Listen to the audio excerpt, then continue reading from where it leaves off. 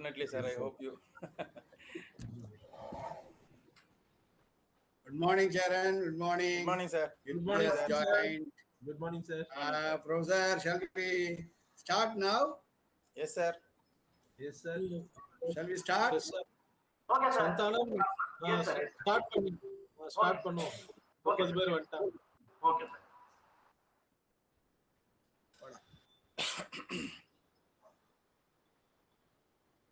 So, dear participants, very good morning. Anna. So, I welcome you all for the second day session of the fisheries current status and way forward for sustainability. Today's seminar being organized by Fisheries Technocrats Forum, Chennai. So, very good morning, one and all. Most respected dignitaries, especially the chairman of the FTF, Dr. A.R.T. Arasu sir, and the vice chairman, Dr. V.S. Chandrasekharan sir, the secretary, Dr. M. Kadirvel sir, the other office bearers of the Fisheries Technocrats Forum, and very importantly, today's resource person,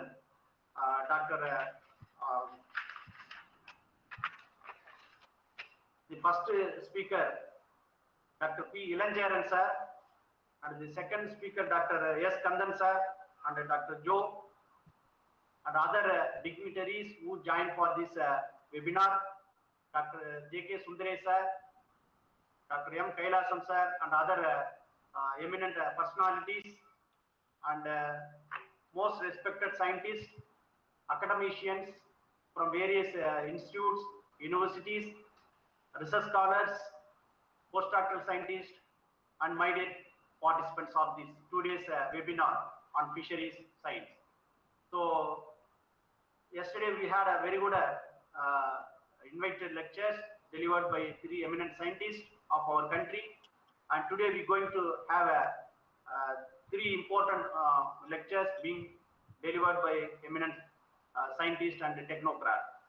So, with this, on behalf of the Fisheries Technocrats Forum, Chennai, I welcome all the dignitaries and participants, those who joined for today's session. So with this, now I invite the first resource person of the day, who is none other than Dr. P. Ilanjaran sir, who is a consultant and editor of Aquaculture Spectrum, Puducherry. So Dr. Ilanjaran sir, who is a real scientist, who is having a lot of field experience and practical experience. So who is going to talk on very important topic, that is on present shrimp culture production in the scenario of COVID-19. So as you know well, we are facing the pandemic situation, and how this pandemic situation, COVID-19, being a entrepreneurship or livelihood option, especially the shrimp culture. So that Dr. Ilanjaran sir is going to talk on very important topic. So with this brief introduction, on behalf of the Fisheries Technocrats Forum, I wholeheartedly welcome Dr. Ilanjaran sir to deliver his lecture. So welcome, sir. Over to Dr. Ilanjaran sir. Thank you, sir. Thank you, Dr. Sandanam. Am I audible? Yes, sir. You are audible, sir.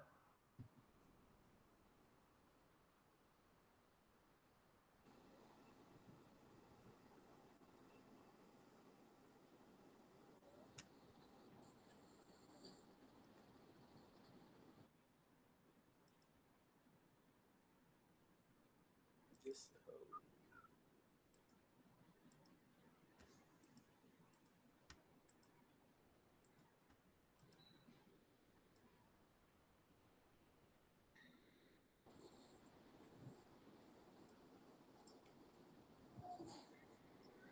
Dr. Charan has started?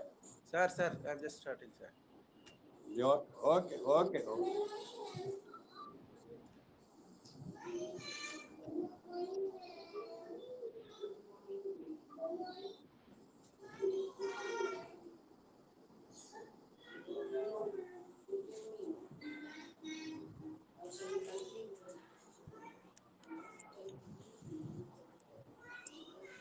Is it okay? Is visible for everybody? Yeah, it is visible. Go ahead. Yeah. Good morning, everybody. So today I'll talk about the present status of shrimp culture production in the scenario of COVID-19. You know all how this pandemic started affecting our country. Last year, 2020 March onwards, we started having a lockdown. Almost the effect is globally, and we were having a severe effect in the first crop. So our shrimp farming severely affected in the initial first 3 months, March, April, May, June. From June onwards, there were some partial relaxation started, and because of our all stakeholders appeal to the government. So during the complete lockdown, everybody forced to stay home. There was no vehicular movement allowed. International transport and cargo stopped. The first crop, that was the major crop every year, the first crop will be the major crop, so that could not be stocked in a proper way. See, once the lockdown started, a lot of farmers started harvesting the ponds because of the panic, and then distress still started in particularly major shrimp farming area of Andhra Pradesh. And many of the farmers could not even contact the buyer, and then they started drying the shrimp on the bund itself, and then many of the people are given in a free distribution in the local vicinity, local villages in and around. Many people, there was videos were coming, there was photographs, they used to keep all the harvested shrimp in a matador or small vehicle, and then they start distributing 1 kg, 2 kg like that to the whole village community. So that was the situation in the initial days. And then after seeing all the difficulties and a lot of effort from the farmers, and we approached the AP government also. Government has given some support price, but that could not be effectively implemented due to so many practical reasons. And then we all seen the mass migration of farm workers. Most of them are returned to their natives. So there is a lot of shortages of skilled laborers, and then there could not be feed transported to the farms, and then input material to the farm also. So this is for this thing, after approaching the government, they started coming out with that, and then that essential commodity, aquaculture has termed as essential activity, declared as essential activity based on essential regulations. Then we are given sorry for the interruption, sir. This is please. Santanam, sir. Sir, Yes, your slide PPT is not visible, sir. You displayed your screen, sir. Email page only it's displaying, sir. Oh, 1 minute. I'm just coming back.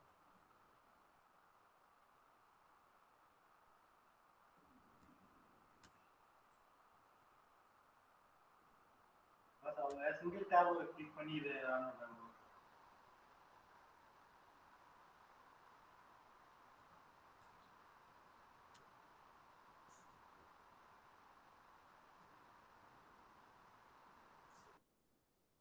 Now, are you seeing my?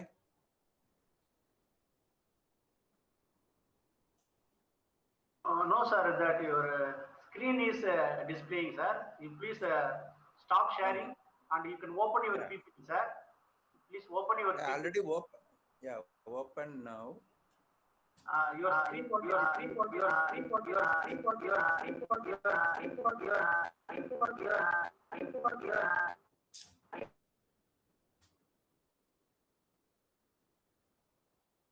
See, they just start presenting a window. Yes, sir. There is in the bottom present option. Present, that arrow mark is there, no, sir? That is there. In that, some 3 option is coming. One is your entire screen, another Yes, is sir, a window, yes, another is you click on your entire screen. Click on your entire screen. Entire screen, okay. If you click on that, your screen will display. Yes. But for us, it is not displaying, sir. 1 minute. So this is the problem. Yesterday, sir was asking you send the PPT to Yes, sir. you. I tried. It was not coming. I tried. It was a bigger one. Okay, no problem, sir. You just again stop share. Yeah. And freshly you can just you can open your PPT, keep it your PPT in the minimized mode.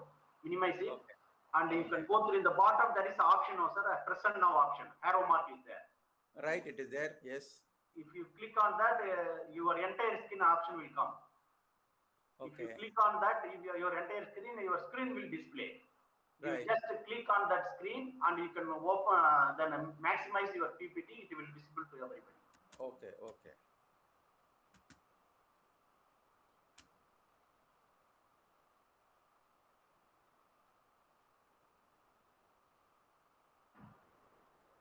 Yes, sir. You not just you click on that screen and you can open your PPT, sir. Now you can now I just did it. Okay, it is coming. Yeah, now it is coming, sir.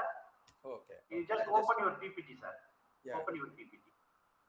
That minimized mode is you should just maximize. Keep it in the maximized mode.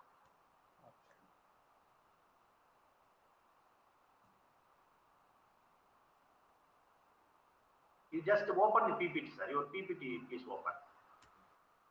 I open now. Okay now? No, sir, not yet come, sir. Still your screen only visible. You just open your PPT, sir. Keep it in the full presentation mode. Sir, the Chrome. And the screen open ஆயிருக்குங்க sir. அதை வந்து minimize பண்ணீங்க sir. You just minimize the. This is the problem. Yesterday, Jitu was facing. Okay. You just minimize that screen and open your PPT, sir, so that it will display.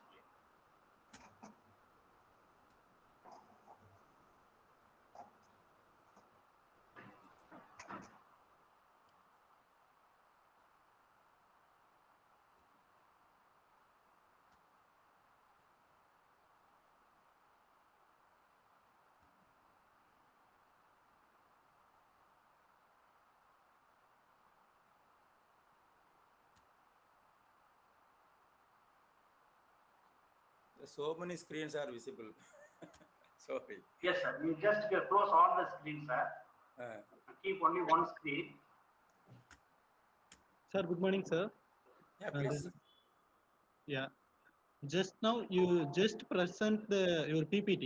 Open your PPT and coming to the Chrome browser. Then just background run on the PPT. Then just go back to your PPT. It will be presenting, sir. No, I open the PPT now. Is it visible? Yeah, sir. Yeah. Is it visible? No, sir. It's not visible.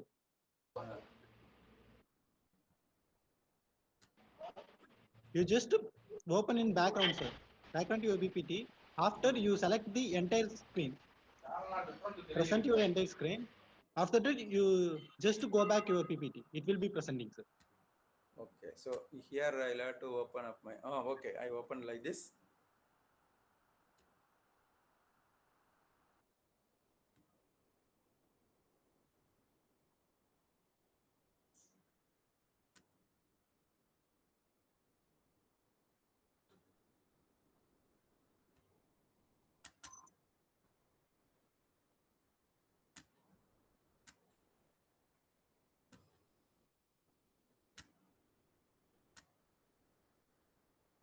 Sir, PPT open பண்ணிட்டீங்களா sir? Open பண்ணி தாங்க இருக்கேன். அது எங்க open பண்ணி minimize பண்ணிடுங்க sir. அதுக்கு அப்புறம் நீங்க present now போங்க சார். பாட்டத்துல arrow mark click பண்ணீங்கன்னா present nowன்ற ஆப்ஷன் வரும். கிளிக் பண்ணீங்கன்னா first one your entire screen. Click பண்ணீங்கன்னா நம்ம screen present ஆகும் சார். அந்த screen minimize பண்ணிட்டு அப்புறம் PPT open பண்ணிட்டீங்கனாக்கா it will be visible sir. Is it visible now? No sir. Sir நீங்க இன்னும் பிரசன்ட் பண்ணல சார். உங்க ஸ்கிரீன் வந்து இன்னும் பிரசன்ட் ஆகல சார். Present now. Google Meetல போய்ட்டாங்க. ஓகே வந்துட்டேன் இப்ப. பாருங்க இப்ப. Yes sir. Visible? Okay. Yes sir. And you just keep it in the full screen mode. Yes sir.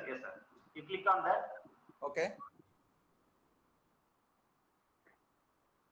Is it right? Full screen? No, it is coming sir. Not yet come sir. Sir, next slide போங்க sir. Next slide move ஆகும். Next slide. Yes sir. Sir, no problem sir. You can present as it is sir. Not in full screen mode, but okay. It is visible sir. It is visible. So it's not coming on the full screen. Yes sir. You click on the presentation mode. Yes, now you just see.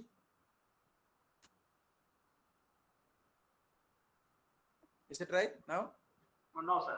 Not in full screen mode. Sir, just to go to the slideshow, sir. Slideshow, you can go to the slideshow, sir. Otherwise. Yeah. போதும் விடு. Sir இந்த top side மேல slide ஷோன்னு ஒரு option இருக்கு பாருங்க sir. மேல home design animation பக்கத்துல slide show animation. Okay right. அத கிளிக் பண்ணுங்க சார்.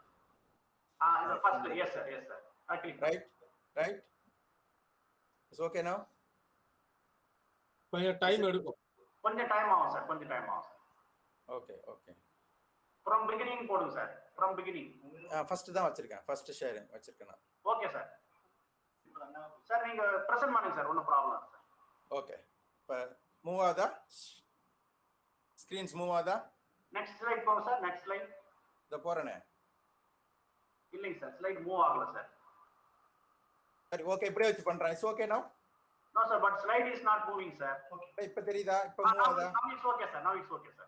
Okay, இப்படியே வச்சு பிரசன்ட் பண்றேன். Yes sir. Okay. Right. No problem. Sorry for the inconvenience. So this is about how the pandemic effect started in our shrimp farming. We were discussing. Say since March 22, we started having a full lockdown. So generally the first crop starts in March, April only, the major crop for Indian aquaculture. And as soon as the lockdown started, the first crop could not be stocked properly. So everybody forced to stay home. There was no vehicular movement allowed. International transport, cargo stopped. The first crop could not stocked in a proper way as we were expecting. What was all the effects? A panic harvest started in many places, a major shrimp farming area where they were stocked, in the earlier say January, February, and then the December month crop was also prolonging. That was all started harvested by panic. There was a distress sale. Lot of buyer. There was no buyer at all. Many people were unable to sell properly, and Andhra Pradesh, many shrimp farmers, they dried the shrimp on the bunds. Some they were even distributing freely to the local community in many places I have seen. And then the government has seen the problem and started coming in. All the shareholders approached the government. Then they started giving a minimum support price. And that could not be effectively implemented due to so many reasons. Then you have seen a lot of migration of farm workers to the native places. Then there is hatcheries had a lot of problems. Skilled laborers were all could not move from their home to the workplace. And then the feed could not be transferred to the farm. And then a lot of input as well, the materials shortage was there. So this is the thing, this is my hatchery entrance gate. It was forcibly closed by the villagers due to a lockdown. And then we approached the government and then started getting permission for the live shrimp seed transportation from one place to another. So here you can say this is like exempted vehicle. This will be fixed in the pasted on the mirror of the vehicle lorry. And then these are all we'll have to go to the fisheries department every day and get how many truckload you are going to send a seed from whether to airport or Bhimavaram or different parts of the country. You'll have to get a prior permission and stick to that to the vehicle, and then it will be allowed. So these are all the difficulties initial days. And then see, there was, though the government has declared aquaculture as an essential activity and then given a lot of relaxation and partial support to these transport, all those things, but that decision has not reached the ground level. Most of the officers on the ground, say police officers or revenue officials, they were not knowing such things, and then they were not allowing the farmers to work freely, and they were asking, you should give us proper papers, all these things, whether the government is supported or that we did not get any order from the superior officers like that and all. Then slowly we started getting passes, and then the seeds were started moving, feed input started, but still a lot of problem with the farmers. They were not very comfortable because they were fearing that they may not get a feed in future, they may not get a power supply, they may not get a diesel. All those issues were there. They were reluctant, and slowly they started stocking in the things. And because of the lockdown effect, you have seen the petrol and diesel prices have increased, labor cost increased, there was shortage of workers. Truckers have increased the tariff. For example, from the hatcheries to airport, we used to give some 3,000 rupees. That has been hiked to 5,000 rupees per truck like that. And then suppose it's a long distance truck from Merakonam hatchery to Bhimavaram area or Pattukota area, almost 5,000 rupees extra. And then the people, they call it as a COVID charges. all the truckers, manufacturers, they used to ask us, it is COVID charges, you'll have to give like that. And then, this severe in the second wave, you have seen oxygen cylinder. Even there were notification from the government, oxygen cylinder should not be used for industrial purpose. All these oxygen cylinders should be diverted to the hospitals like that. And then wherever they were having their own cylinder or filling also, it was taken a lot of money. And then a lot of issues in transporting oxygen cylinder also without a proper paper and all. And then see, even though the government announced aquaculture essential activities, already I was telling the same thing. People were asking whether it is fisheries is essential like that. Of course, the food production, whatever it is essential. And even most of the farmers are not knowing the importance of the farming and the stocking of the farming in the right time. And if you miss that, and it will see farming activities or hatchery activities, you all know what is happening over there. There we can definitely have all the guidelines for the guidelines for the COVID this thing. And the PCR we are starting. Everybody knows about the PCR now, and the PCR was very well in the olden days. Also, we started doing PCR testing for the our shrimp for checking the seed quality of the shrimp since almost 2 decades. We were doing the PCR, so we were very much well versed with the guidelines for maintaining this thing. And we are dealing with the viruses in the hatcheries and farming. We used to have a lot of tire dip, and then say for vehicle also, and then hand dip and sanitation for all the workers, and social distancing, everything was maintained. The size of the industry, already our experts and academic people, yesterday Dr. Jetu, Dr. Panikirhe, Kailasam sir, everybody is talking about all those things.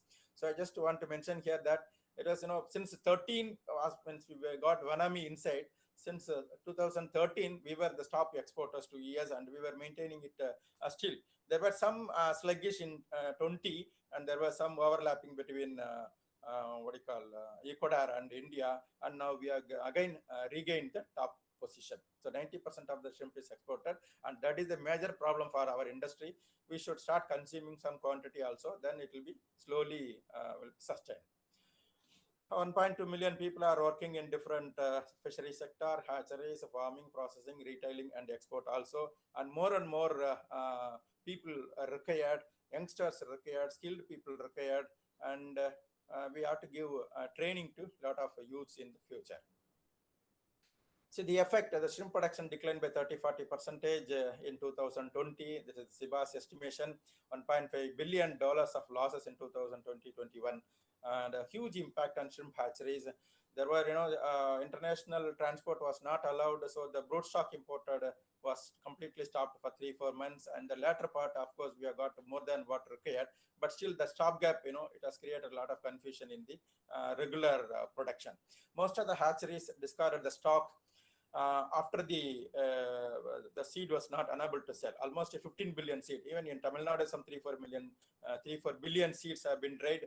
Overall, more than 15 billion seeds have been drained. That is to the worth of 450 crores, something like that.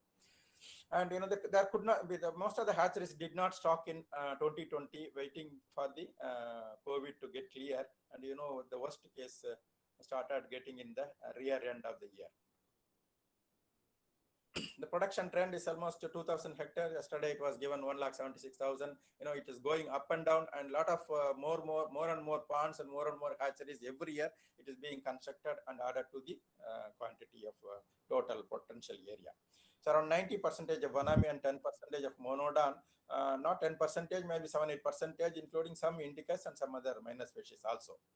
So we were producing almost 6,15,000 tons exported in 2018-19. It was about 8 lakh tons, and 2020 it was about 5,90,000 tons. It was reported 10-15% drop. The most would increase this year, and probably everything is going in right direction, and we will improve further.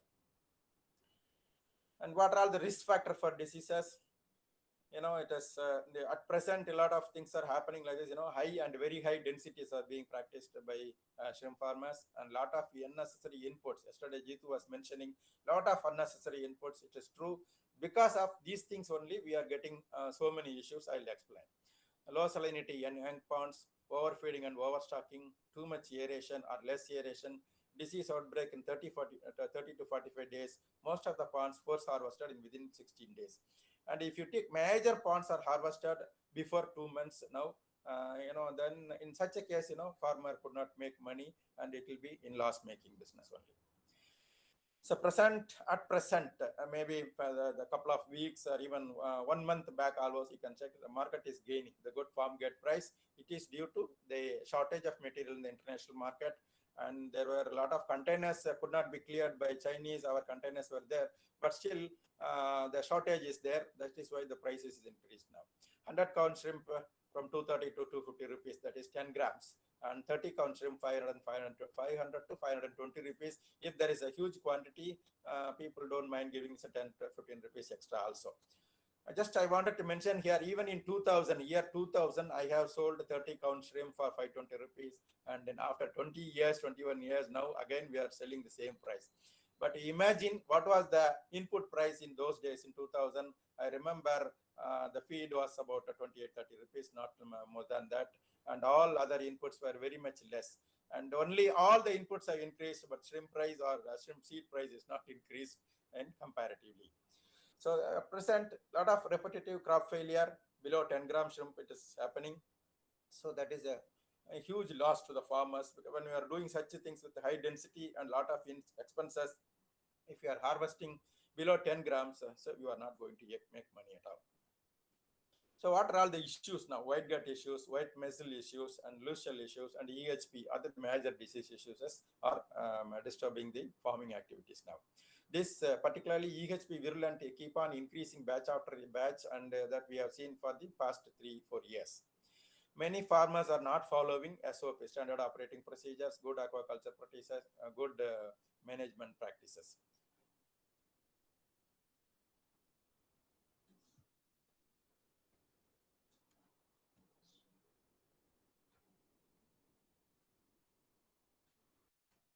It is got stuck again. Yeah. Okay, am I audible now? Hello, am I audible? Yes, sir. Yes, sir. You're audible, sir. You're audible. Okay. I just want to check up because I'm not hearing anything. Okay, say farmers end up in heavy FCR because the most, yesterday was Jitu was telling about the broodstock has come with a hardy line, growth line, and then the general this thing, and so many things are coming up. So what is happening, once they started coming up, it's all marketing gimmick. They are naming it in different this thing almost also, but there are some differences, because when we are talking about the growth line, and the farmers are always complaining that they are not getting proper survival when we start growth line. Hardy line, when they are stocking, farmers are complaining that they are not getting proper growth in that. Of course, the survival is good like that. So there should be a, different approach for these strains. And if it is a hardy line, the stocking density has to be reduced, but that they are not doing. People are stocking it still 50, 70 pieces or 100 pieces, and then complaining that it is not growing like that. If it is a hard line, it should be stocked less than 30 pieces, something like that. If it is a growth line, it can be stocked a little bit higher, but it has to be taken care properly. Then only the proper farming performances we can get. So this, because of this disturbances and then confusion in the hardy line, this line, so people are unable to grow it for a bigger size. People are stocking more density and end up with a very low, poor survival also. And now, a lot of ponds are kept idle, and how the Gujarat performed. It was even Gujarat aquaculture reached 55,000 tons per annum. Then it has come down to 23,000 tons. And this year, let us see, we'll have to wait. And there may be some 5-10,000, not more than that. But to regain the world spot, it takes some more time also. The repeated failures, farmers are going out, and then future is looking very bleak. But the market is gaining, but it has to have an impact on the aquaculture now. So these are all, we know what is that biosecurity issues we have to take care. And then most of the farmers, they are all complaining about the farming is not good, a lot of disease, but what they are supposed to do, the basic thing, they are not doing it. So these are all the important things, the farm should be completely in a closed system, compact area should be there. The dike has to be compacted. In many places in the coastal, you all have sandy seas. sandy soils. The sandy soils, if the dikes is not compacted, if one pond getting disease affected, that will be, contaminating all the other ponds, adjacent ponds also. So these are all the important thing for the biosecurity issues. And then, in most of the farmers, what we used to advise from the day one, they'll have to use some feed probiotic with the feed, and then the vitamin C with the feed. Though vitamin C is used in the feed, that quantity is not sufficient. Almost at least 2000 ppm of vitamin C will take care of any Vibrio infection and white spot infection also. That means at least 2 grams should go in the feed. And while doing the feed manufacturing, they used to use some 500 ppm at half kg per ton like that. And so that is not sufficient. That is why we are doing this. Again, the probiotics should be given in the pond before stocking, at least 2-3 days before, less quantity. That in the later slides, I will just let you know. And again, the major problem in the pond preparation, the season has to be matched. There should not be any compromise in the pond preparation. The proper gap between the crops, it is very must. At least 3 weeks minimum period has to be given between the crops. Suppose if a crop is failed, and give at least 2 months gap is required. If 2 successive crop failed, it has to be taken in a crop holiday. That means 6 months period, they can go off, and again they come back, definitely that pond will start giving better production. So the sufficient gap will increase the soil reconditioning, and such ponds that we did not find any running mortality syndrome also. If the slow growth continuously affects the farming, and there can be some 2 inches of soil removed, scrapped and removed and taken away from the farm. Once a year, bund repair has to be done. It is compacting has to be done. That is in a summer season. So what people are doing, after harvesting, immediately they'll pump water and go for the stocking. So this is all, again, maintaining the proper slope and erecting a central drain will enhance the performance. Whoever is constructing new ponds, nursery ponds, all coming out with a central drain, or at least a shrimp toilet, like central pit where the accumulation of sludge is allowed, and then that is to be pumped out. Craft fencing and bird fencing is mandatory. Here, so the most of the places craft fencing is there, but many places bird fencing is not done properly. Then there will be some birds dropping the infected shrimp, or even the fecal matter of the birds will enhance the diseases in such area, and slowly that will spread like a fire, and the entire area is washed up. And so the most of the people, shrimp farmers are forming a community or forming a club-like thing, and forcing their entire locality should be bird fencing also, fenced with bird fencing. See, all the biosecurity measures are very important in the farming. So these are all we are already doing in the farming, and wherever there is a lacuna, there some light, fine tuning is required. So we recommend farmers to have a DO meter and pH meter. A lot of meters available handy. It is in the Amazon also, and very less price. And it can come for some 2-3 crop, that is more than sufficient. If they are having a DO meter, they can very well restrict their current bill and earn a lot of money. That unnecessary input in the farm in terms of power, excess aeration is not going to give any extra advantage for them. So this is all the routine farm preparation. So now I will come to this. This point is very important. See, most of the farm, where the sustainable farming practice is being done, the bloom development is very important. So applying probiotics before any other application is very much important, because after the bleaching, what is coming if is more, if you allow the water, if you just start giving only fertilization without probiotic, it may enhance the Vibrio proliferation. So the Vibrio bacteria will not dominate if you apply probiotics immediately after the dechlorination of the chlorinated water. So there again, routine dolomite and better bloom, application will give better bloom, and pH reduction will be there. Application of cow dung and organic juices generally enhances the zooplankton population in the pond. So green water and stable bloom in the first month is very important. And then EHP, EMS, AHPND is less prevalent in ponds with zooplankton. There are technologies, there are group of farmers already started doing, where they started increasing the zooplankton initially by way of a special fertilization, giving cow dung and giving the rice bran brew, all these things. Once it is developed, the feed consumption is reduced, the shrimp population will depend on the zooplankton, and they will gain a lot of growth and then disease resistance also. And then the routine chain dragging is completely forgotten, because earlier when during the tiger period we used to give advise the farmers, they routinely do the chain dragging. What is the chain dragging? Chain dragging will not allow the sludge to accumulate in the bottom, that will mix in the bloom, and the bottom is always maintained clean. So it can be done regularly, say regularly, once in a week. Initially, if the bloom is not good, it can be done in alternative also till the time they get a bloom. And every week, if you start doing, there will not be any problem of accumulation in the bottom. The probiotic application, before stocking, 1 or 2 application is very much important. Probiotics once in 3 days is more effective, because in the manufacturers, they used to give, if you give probiotic half a kg or 1 kg for 1 week, 10 days like that.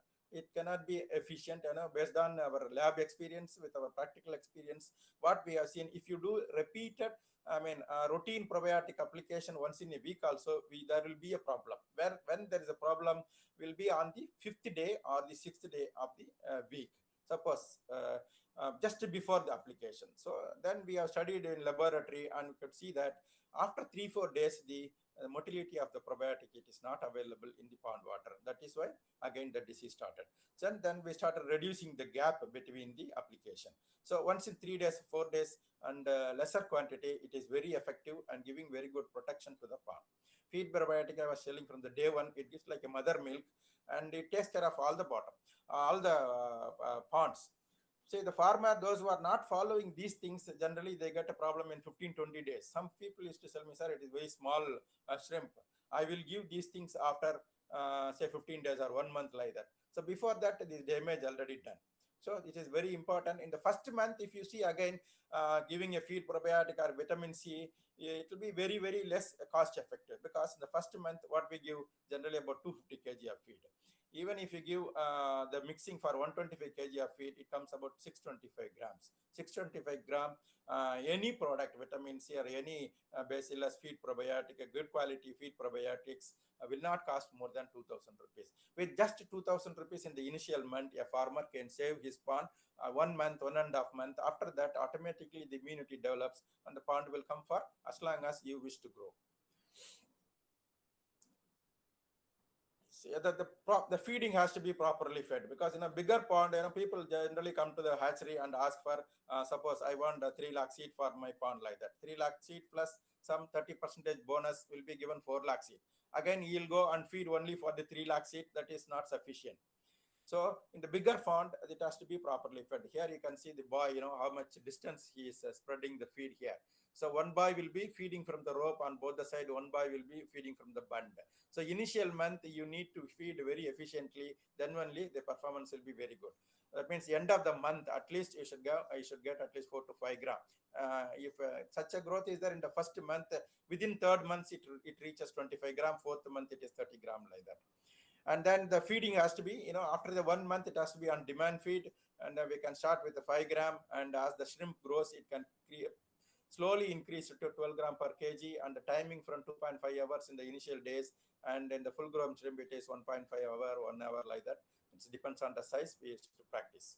So this is very, very important, the demand feed. The first month, the quantity of feed we use per lakh seed, if you consider for 1 pond, it will be about 250 kg.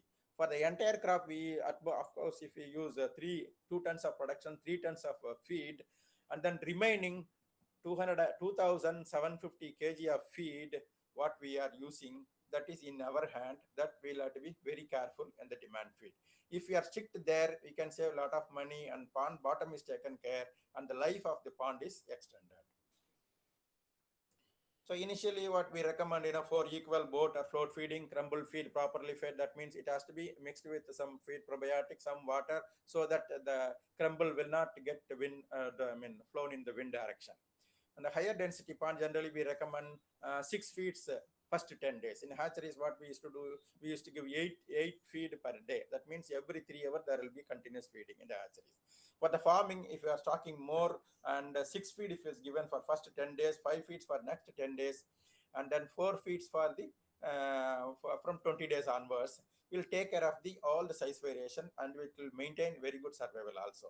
In bigger ponds, 2 feed buy is required for the first 30 days. After that, 1 feed buy is sufficient. Once it is grown to 4-5 gram, it will come, search for feed and come around wherever you are feeding, it will start feeding that.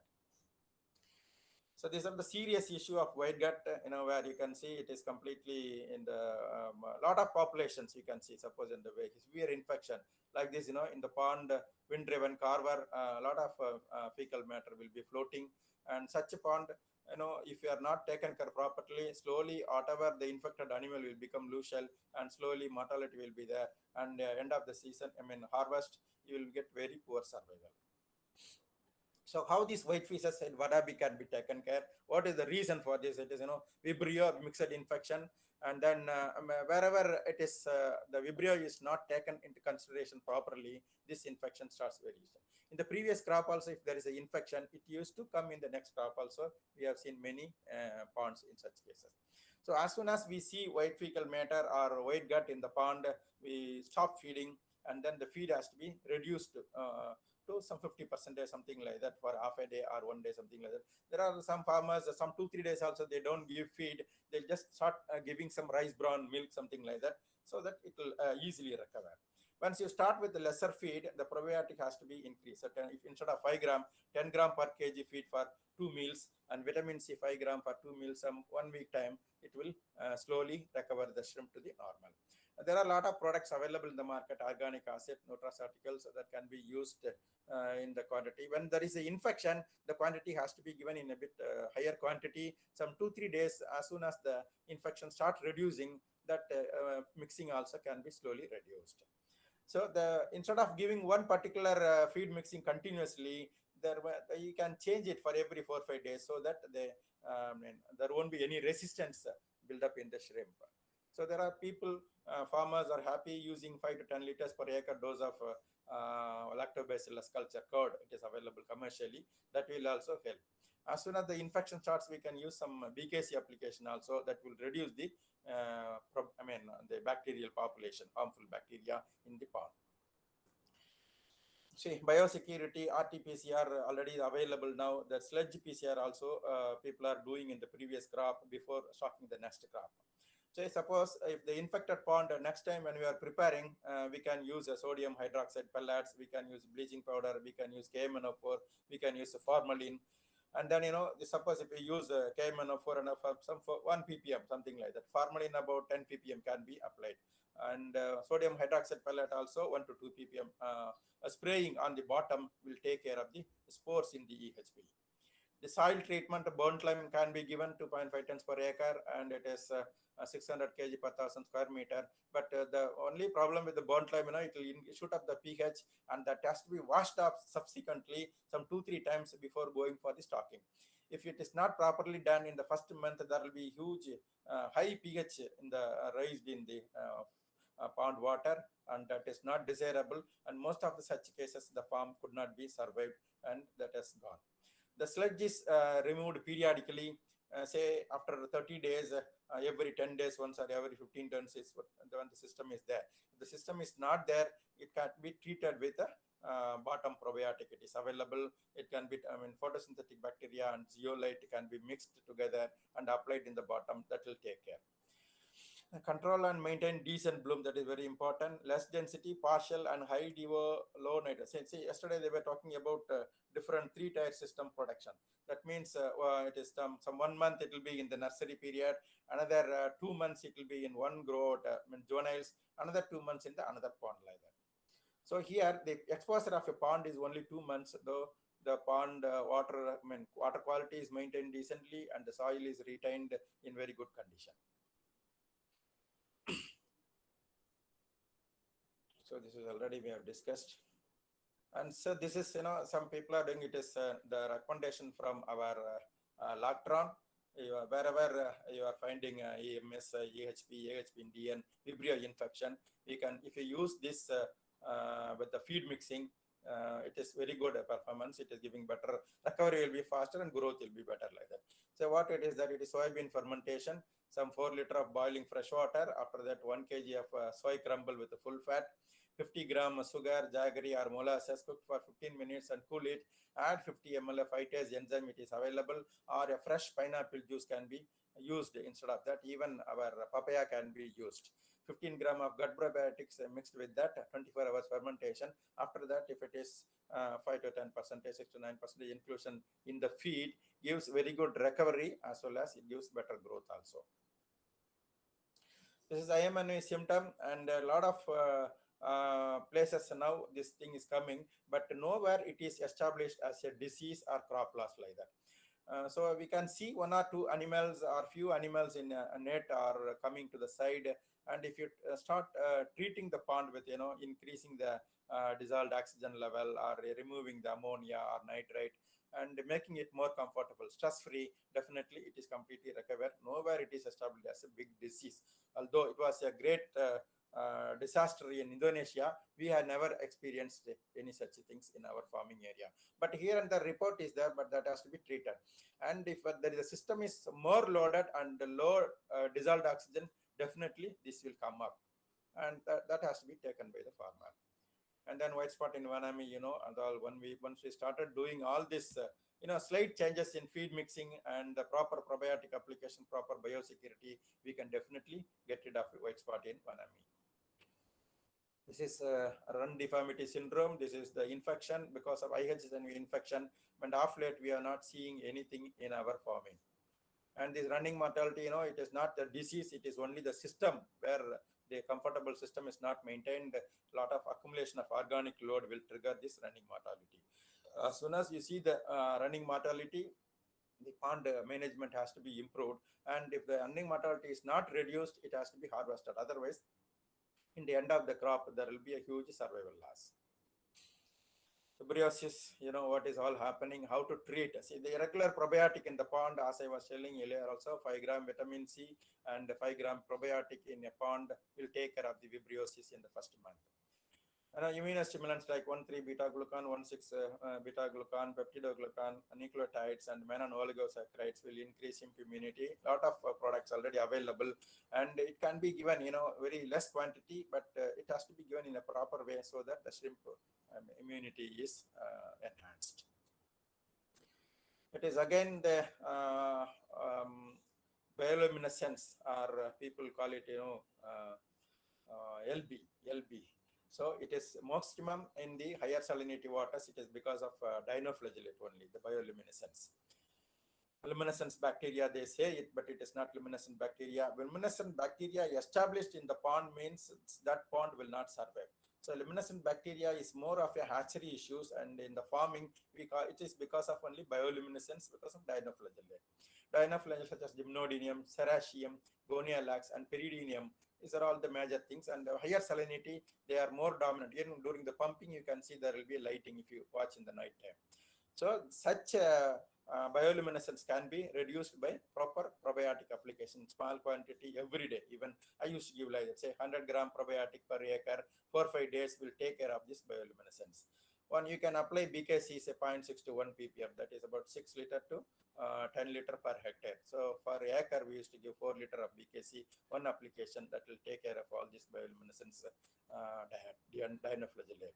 If there is a fresh water available, suddenly if you bring down the salinity to 5 ppt or above like that, all this higher saline dinoflagellates will die. Rice bran jaggery continuous application will also help in that. So this is a dinoflagellate dominated bloom. You can see where the scum it is there. This, if it is not properly treated, if the more mineral application or more probiotic application given, this pond will be completely will get completely more dominated by the dinoflagellate, and the end up it will die.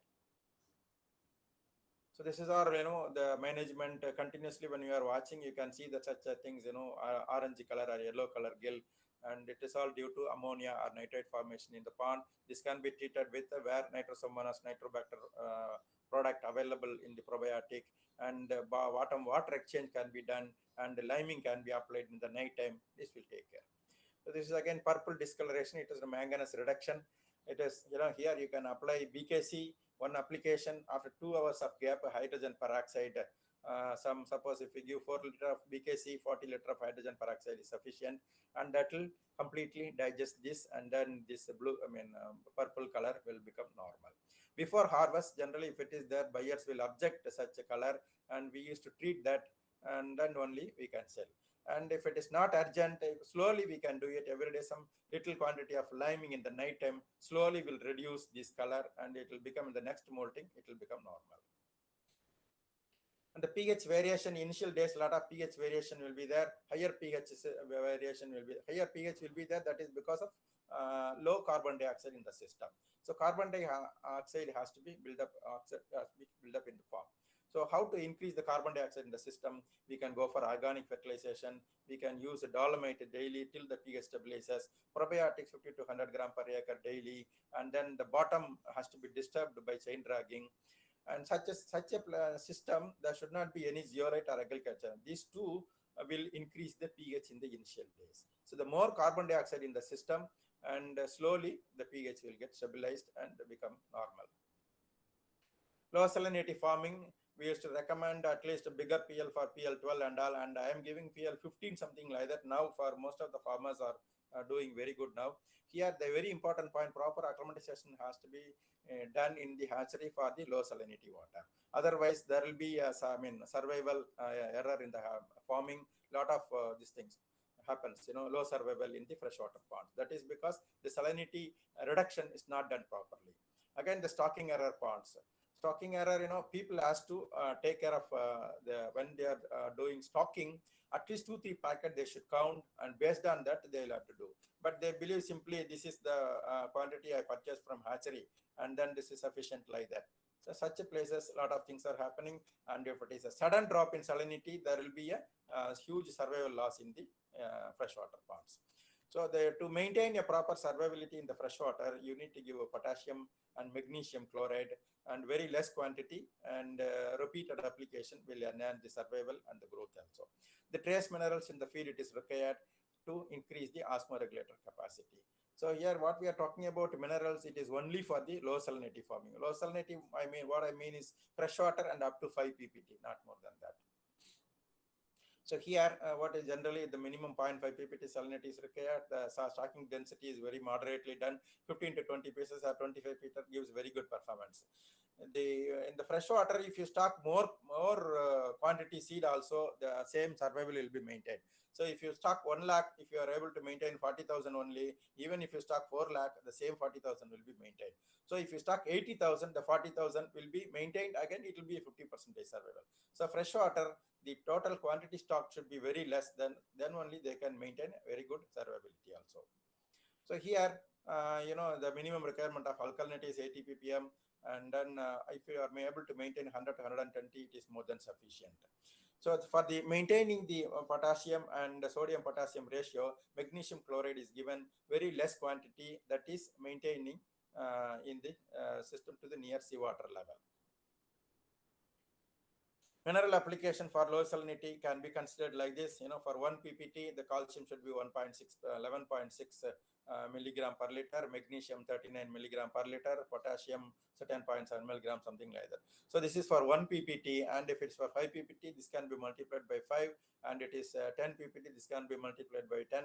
This is the thing. So without checking the mineral content of the particular water, if you are keep on giving other minerals in the system, there will be a lot of issues in the molting, and higher alkalinity, and the pond will go. There will not be proper molting, and ultimately it will die.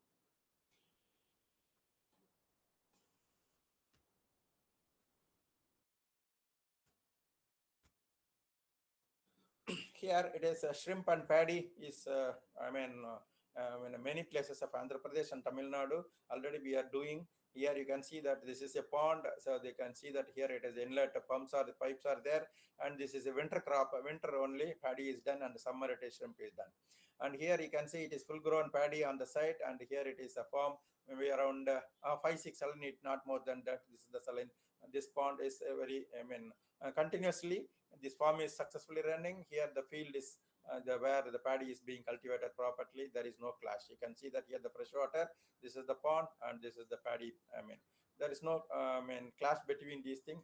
always aquaculture can be existed with the agriculture also. There is no issue.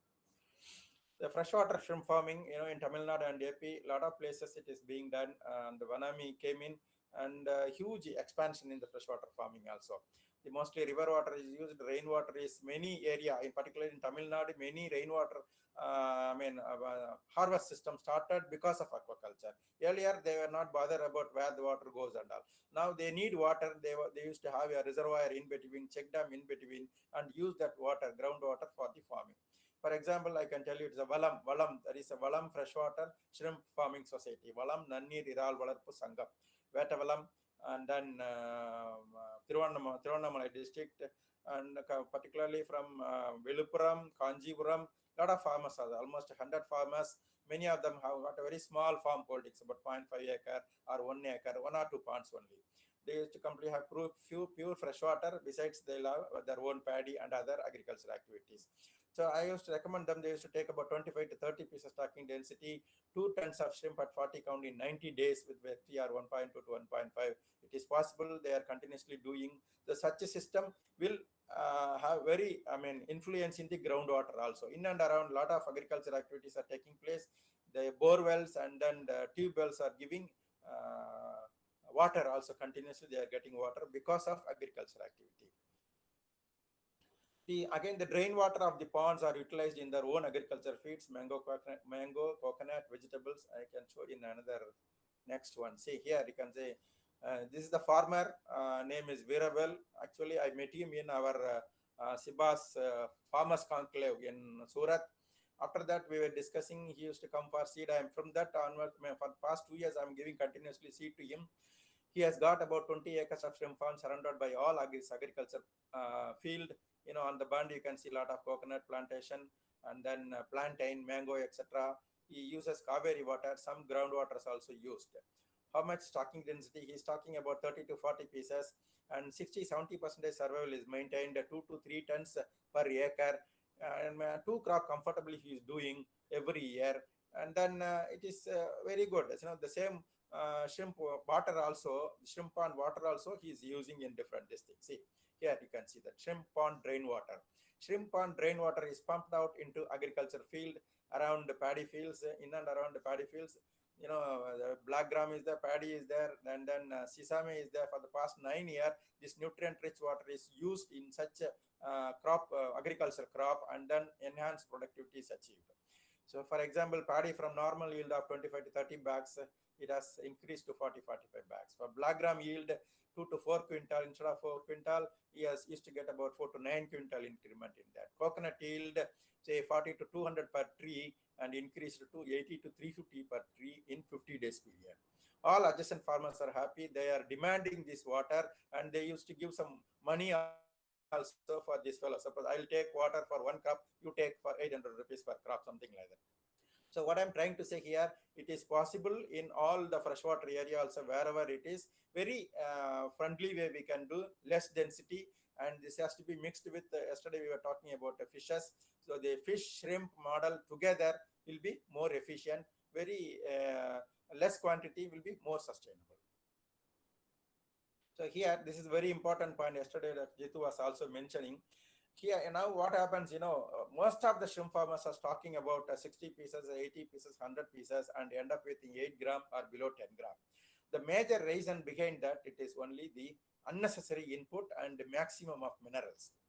See, the minerals, I only done all the pilot project of Vanami when we imported in BMR in 2004, 2008, something like that. And then up to 2009, we were doing all the pilot project. So in the pilot project, we have not used even a single kg of mineral in Vanami farming. Now also I am having consultancy farm where recently I have produced 26 tons of shrimp for a corporate company, not even used a single kg of mineral. So here what happens, every feed manufacturer or other input companies are coming out with a protocol, this much quantity you will not use, here you will not use, even high salinity water is mineral is dumped in, even tons and tons of minerals are dumped. This is very, very pathetic situation now. If you reduce the mineral application, definitely there will be a lot of enhancement in the farming. So here, what the recommendation is like this: no need of mineral for 15 ppt and above. the density 15, 20, 50, 20 pieces. If you are using seawater, there is no need of mineral at all. So 5 to 15 ppt salinity sparingly as and when required we can use, depends on the pond condition. Below 5 pt it is required routinely, weekly. Here also very less quantity, good quality mineral should be used. The mineral should be absorbed by the shrimp, not by the water. This is very important. Most of the minerals available, it only enhance the water bloom. I mean the bloom in the pond, it cannot reach the shrimp body at all. Again, the routine ammonia product is not required. If any bloom crash, DO with overfeeding, overblooming, less feeding, here you'll have to do water exchange only. That will be the best this thing.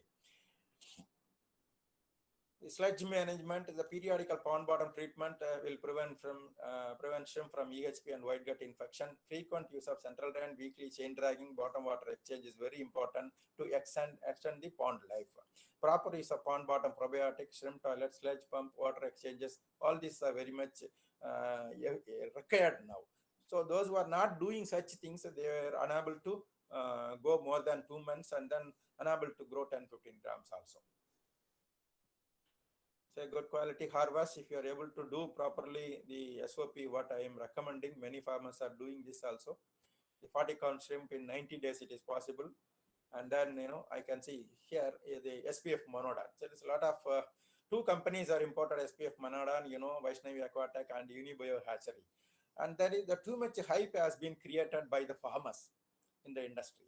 Hatcheries, both the hatcheries with their limitation, they could not supply to the demand in the ground. Next year, many farm will end up with spurious seeds. Why I am telling that, I was told many hatchery people are taking the well-grown tiger shrimp from the farms and all. But they won't be able to do anything with that because it is not like Vanami. You cannot get a production easily from the captive broodstock of Monoda. In such a cases, people may do with the wild seed and sell it as a F1 generation or SPF, something like that. Here, the farmers will become a victim for all those things. So I caution all the farmers and to be very cautious in this thing. And then next year, there are I used to hear a lot of people, I want to do Banam, you get me some SPF seed, and Gujarat people are telling from 30-40% or at least 50% will switch over to SPF Monodan and all. But where is the seed for such a sudden change? There won't be quantity, there won't be sufficient quantity from the existing hatchery suppliers. In such a case, even if you are producing such a quantity, suddenly there won't be a buyer for producing a huge, bigger size of Monodan shrimp. So this is also will be a problem. You all remember when we started switching over from Monodan to Vanami, there were harassment for Vanami buyers initially. Always it was treated with less than Monodan. Again, in recent times, you can see if you are growing Monodan, if it is below 30 gram, there won't be a proper buyer. You have to sell it for loss only. There will be a difference of, say, huge difference, 50 rupees to 70 rupees per kg when we compare with Vanami if it is less than 30 gram. Such a case should not be there. There should not be a harassment like that for the buyer. Shrimp both should be treated equally. And I was telling from the beginning, we should have a Monodan also, some percentage of industry should be there. Say some 20-30% of Monodan industry, remaining is Vanami industry. That is more comfortable. But here, there has to be treatment from the buyers and when the top level people, and it has to be given a proper thought for these things. If you are maintaining a proper ratio, wherever the Vanami is not successful, there we can do SPF Vanami. Wherever Monoda is not coming, there we can do Vanami. If such system is there, 20-30% of Monodan and remaining Vanami, very well we can manage comfortably. We can reach the target of 10 lakh tons in a couple of years.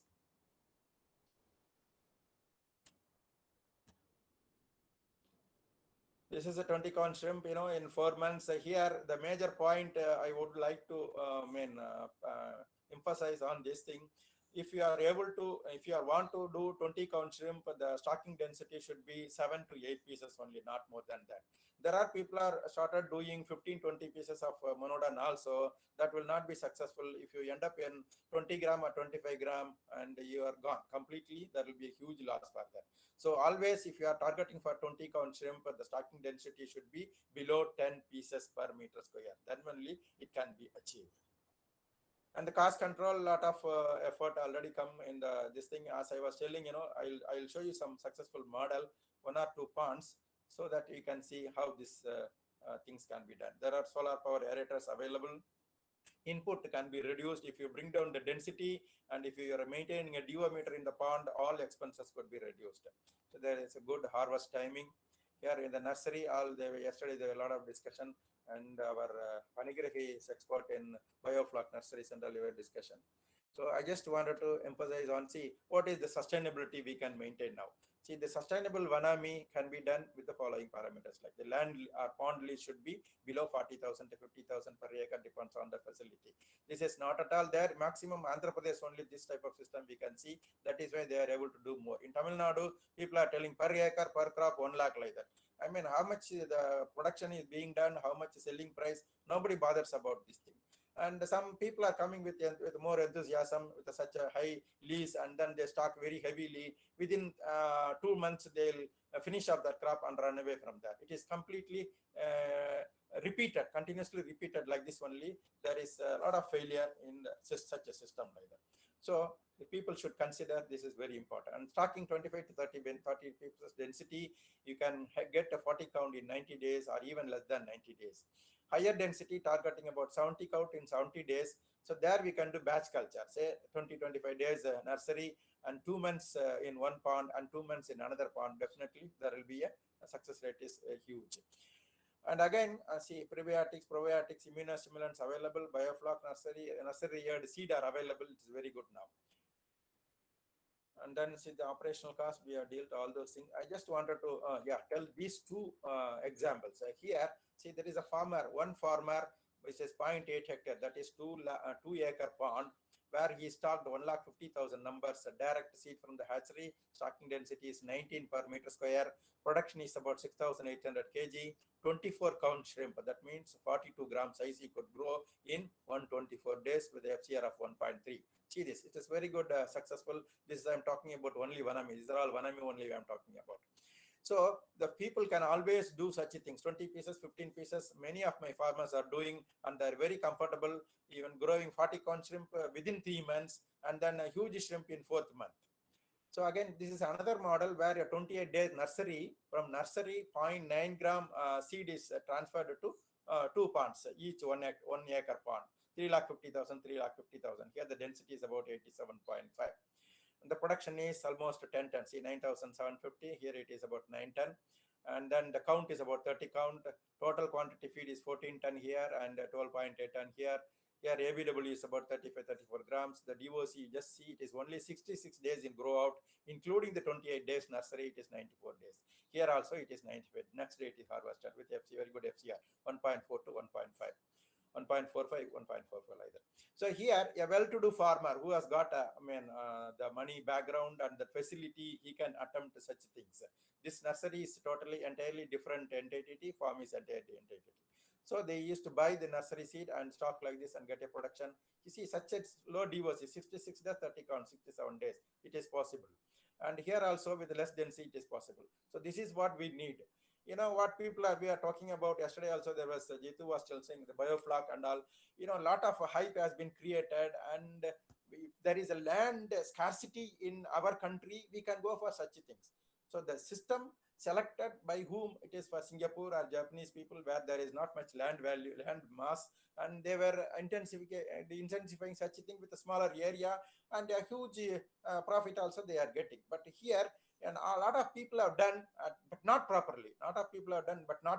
Most of the biofloc nurseries are failed, except a few people where they are doing properly with sufficient technical background. So I wanted to stress that the youngsters should look into the very sustainable model. Should not go for run behind the very hi-fi technology without sufficient experiences. A biofloc nursery can be run by an expert, not a regular farmer. A farmer should have at least 10-15 years, then he can think of it. New people are getting into RAS or biofloc or any hi-fi system. It is not at all recommended, but that is what happening nowadays in the field, and a lot of money is dumped in the water, just going in a few crops. And to conclude, I think I have taken more time. So here, our environmental condition is more suitable for bigger sizes and lesser density. Very good size, we can do it with stocking density of 15-20 pieces and very short period and with low input cost. And we can do properly. No one else can compete with us when we compare with other countries for the size and quality of the shrimp. We can earmark specific areas and the biosecurity system, and we'll have to reduce the intensive culture. That is very, very important. To sustain our aquaculture, we have to reduce the intensive in aquaculture. We have to do extensive or modified extensive that will be more suitable with less expense. Our approach should be more sustainable, cost control, and eco-friendly.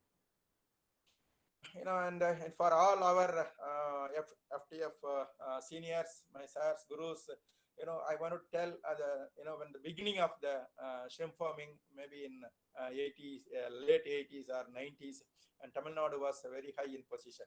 Now the Tamil Nadu is shrinking. Tamil Nadu shrimp farming has come down to 5th position, and at present about 2,000 hectares of farms. 2,000 farms with around 4,000 hectares of farming area only. It is reduced. Because why? Because no policy from the state, and a lot of department officials are available in the forum also. What I say, what were the condition earlier, and now what is the condition? These things we'll have to take it. And we had a couple of meetings with our fishery officials and CAA people also, even higher fisheries officials, not knowing what is the ground reality. That is the pathetic conditions now. So here, the power subsidy, what I am asking for power subsidy, AP is giving about 1.5 rupees and Odisha is giving about 1 rupee per unit for aquaculture. If you are not giving at least some 3 rupees, 4 rupees, if it is for us, our farmers will definitely survive and regain all the activities. But what is happening here in Tamil Nadu, the 6.75 rupees or 6.5 rupees is this thing with all the additional state tax and central tax. It goes about 8 rupees per unit, and see how much money is being, and a lot of malpractices being done in this thing. So to contain all these things, there should be a pro policy for the shrimp farming. And again, you all heard about yesterday, Dr. Panikirika was telling about NGT issues and that. There is a lot of negative campaign on shrimp farming. Initial days, when the Jagannathan case came up, we all fought with under the leadership of Dr. Saktivel sir, with the Supreme Court. We fought everything, and then we were successful in doing it. Almost 25 years now gone in shrimp farming, 30 years gone in shrimp farming. Where is the effect of shrimp farming in the natural waters? Who has studied that? Who's supposed to study that? Nobody is taking care of. We are asking all the scientific institutions. We are doing a lot of research. So these to be given very important now. You can visit all the farming areas, all the hatcheries where the drain water is getting into open source water. You can see a lot of fishery over there, because the nutrient coming from the hatchery or farm, it is enhancing the productivity of the national coastal water bodies. That you can very well visible by seeing the fishermen over there. Repeatedly there will be fishermen always fishing in the outlet area of your farm or a hatchery. You can always see. But again they come and complain that these people are polluting like that. Where is that? Though we are permitted by CAA, everything is going on legally, but we are all considered as illegal. This thing, misnomer, has to be completely changed. Entire industry is seen as illegal. And then you can see NGT issues. Transport people have got association, and then they are fixing their own prices for sea transport or shrimp transport. That is all hindering the industry now. So what is the way forward? The first thing I request all the seniors, the legal status should be publicized. We should have a legal mark. Aquaculture and shrimp farming or shrimp hatchery is not legal. I don't know what is happening in other states, but particularly our Tamil Nadu, a lot of issues are going on with vested interest. Again, some power subsidy is very much required. Again, proper land lease policy. I don't think there is a land lease policy for government. There are lot of wastelands available. SIBA has done some mapping study also. That has to be given priority, and that should be given to the farmer in lower prices. Then only we can increase the production.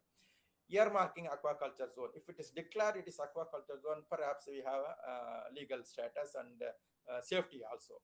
If possible, Kisan Credit. Kisan Credit, give it to agriculture farmers. Why not? A fish and shrimp farmer. I think it is there in the PM MSSY. And then one farmer can get some 2 lakhs without any collateral security like that. That has to be implemented. And what to be done, I request all you people to look into that. And insurance for crop losses. And again, more companies have come. Premiums have been increased. Many farmers are also started doing insurances for the asset. Of course, for the standing crop also can be done. We'll have to look into the different way of approach for this thing. Again, increase the domestic consumption is very much important. If we produce, what we were discussing about 90% of the shrimp is exported. It is not necessary. And because the pandemic, a lot of local domestic consumption is started.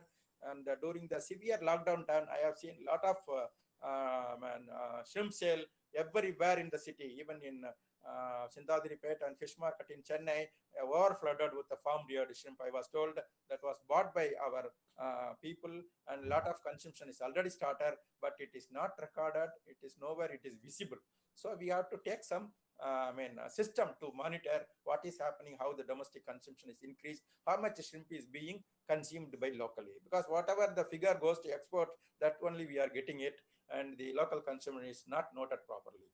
And again, I stress EIA studies on shrimp farming should be done. It is not only for Tamil Nadu, throughout the country, all the scientific institutions, we have to do this thing and clearly set, put before the public that we are not doing any environmental degrade than the domestic sewage also. If you take water sample from Port City or Chennai, and then compare with the farming area, you can see what is the difference of the entity is not seeing all those things, and they are telling only shrimp people are illegal people, they are the filthy people like that and all. So kindly don't take it as an outburst, and that is what my presentation. I think I have finished all these things. Thank you very much. Thank you. Thank you, sir, for your very elaborate, highly informative talk. You touched almost all the aspects of aquaculture, especially shrimp culture, starting from the status and the production economics and the way forward. Really, your lecture was one of the case reports, sir. So thank you, sir, for your very detailed and very informative. Thank you, sir. Thank you. So now, with the permission of our chairman, now we can move on to the next lecture. I am yes, very happy to see that the participants are very enthusiastic, and then I'm double happy that it has become an international webinar with the participation of my friend and colleague, a good friend of us who is now in Kuwait. And Asad has joined with us now. Okay, welcome. Many from abroad is now seeing our webinar. Thanks to Dr. Sandhanam for giving a wide publicity and the good maneuvering the whole thing. Thank you, Dr.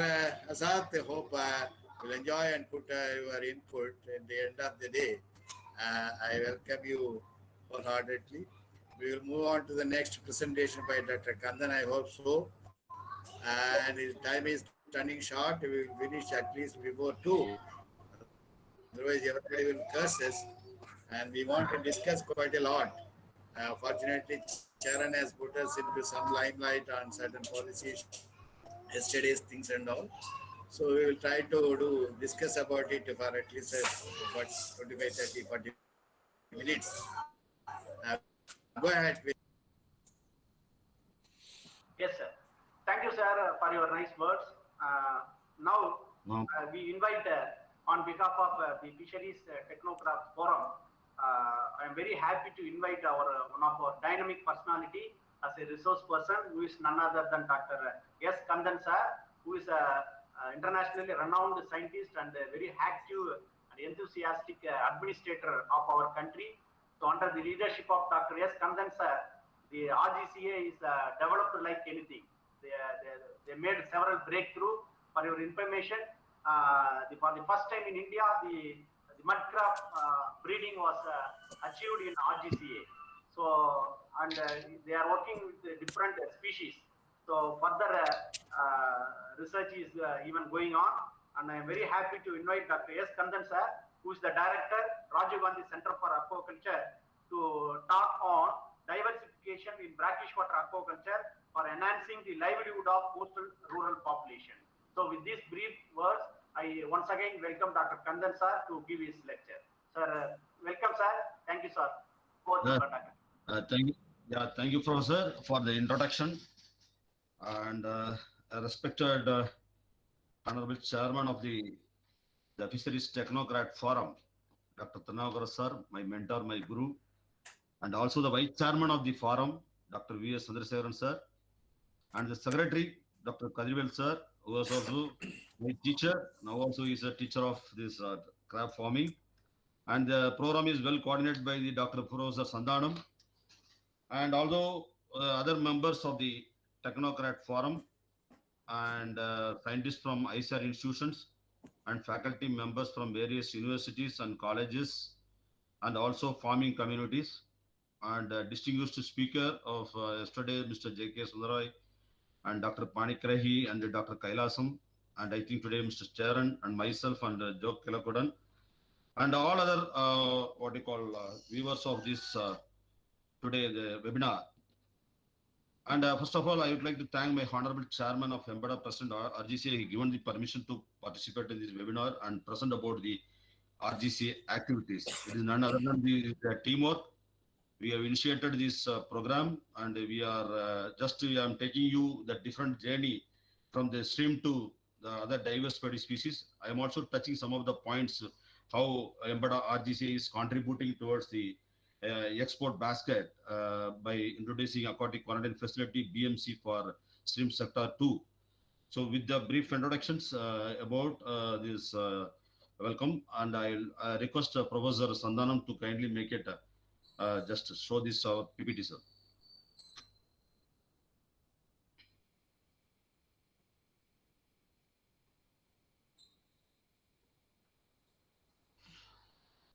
Is it visible? So can you able to see the slides, please? Yes, sir. Yes. Okay, put it as full screen, sir. Yeah.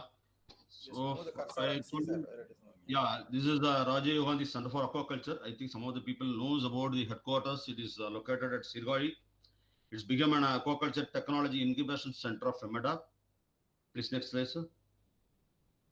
So today, this was given the topic diversification in brackish water aquaculture for enhancing the livelihood of the coastal rural populations at the Fisheries Technocrat Forum. Next.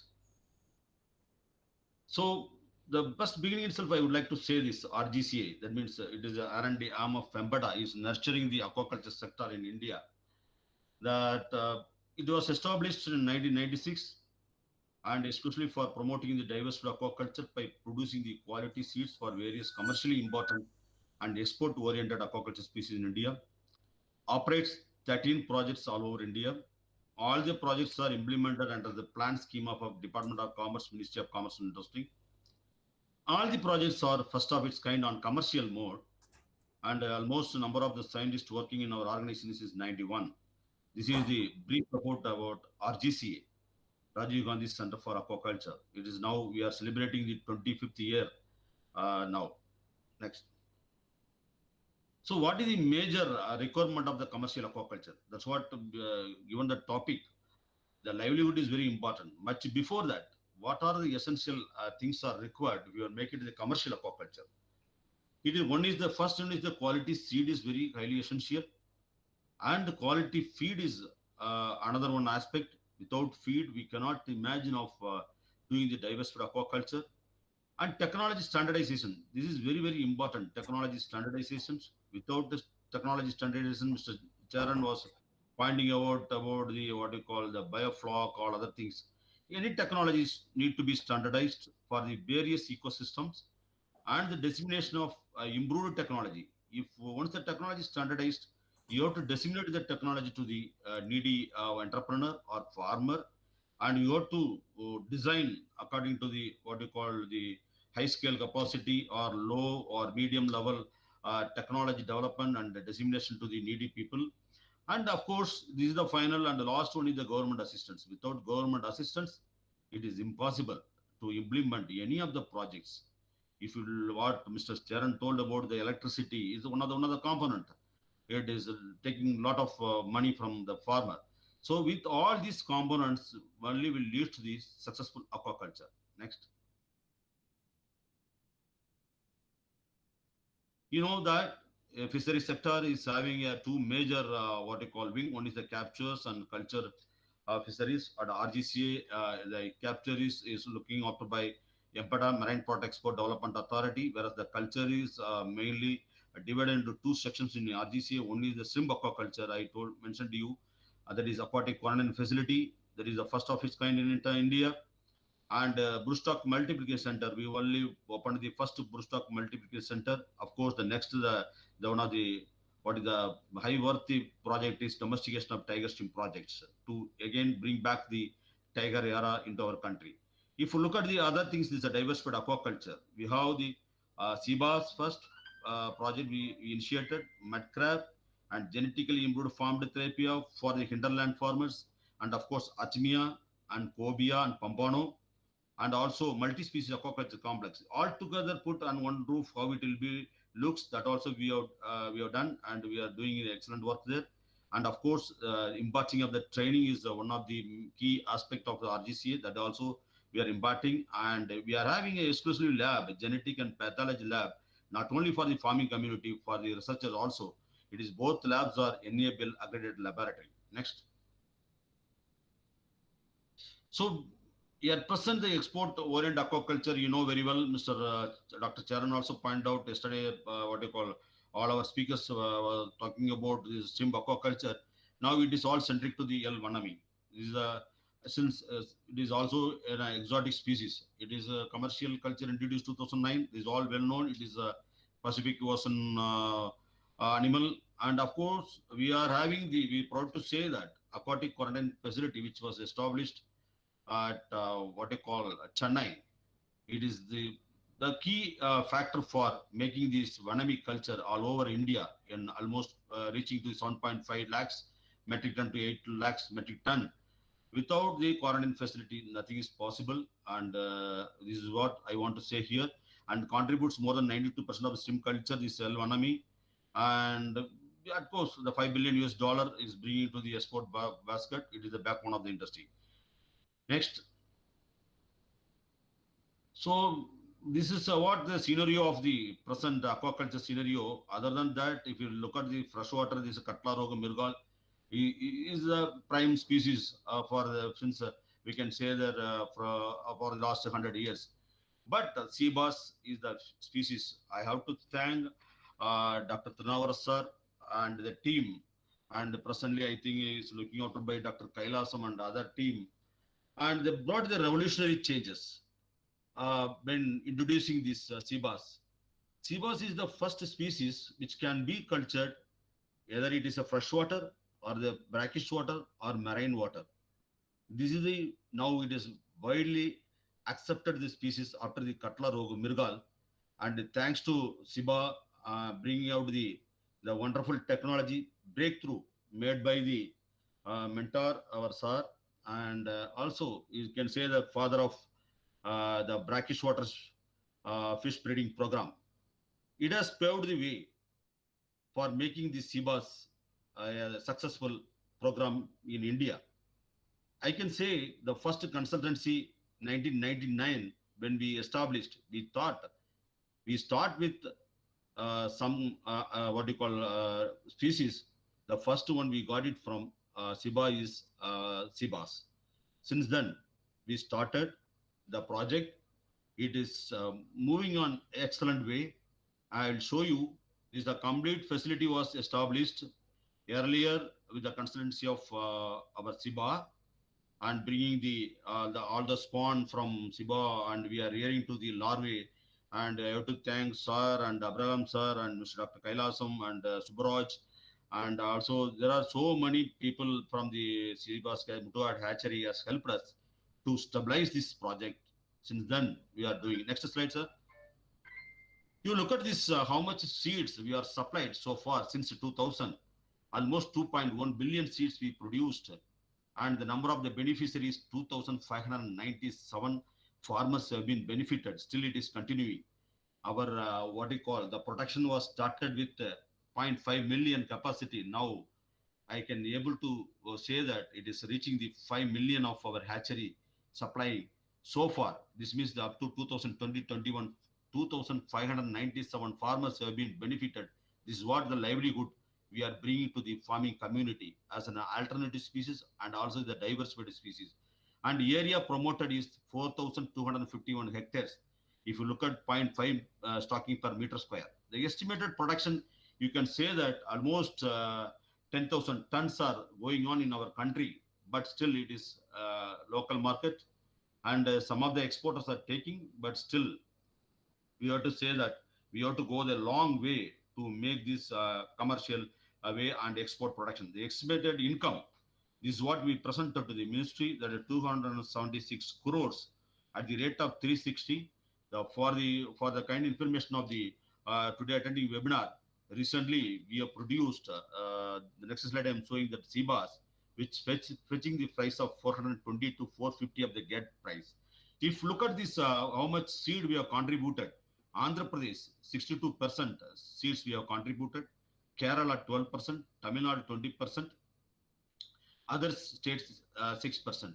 If you look at the other people, that means other than farmers, what are the other components we given? Farmers, you take it 82% farmers are benefited from our hatchery. There are government department we given 3%. There are NGO and private company 5%. University also they taken for research whatever 6%. And Empada our own demonstration we are given, and CMFRI and RGC our own project. This is the what the percentage of seed has been distributed. Next. So this is another one species. Thanks to our secretary sir, Kadivel sir, who has done the very extensive work of mud crab farming, which has given the way forward to RGCA to set up the what you call the world-class facility in Toduai, near to Sirgali.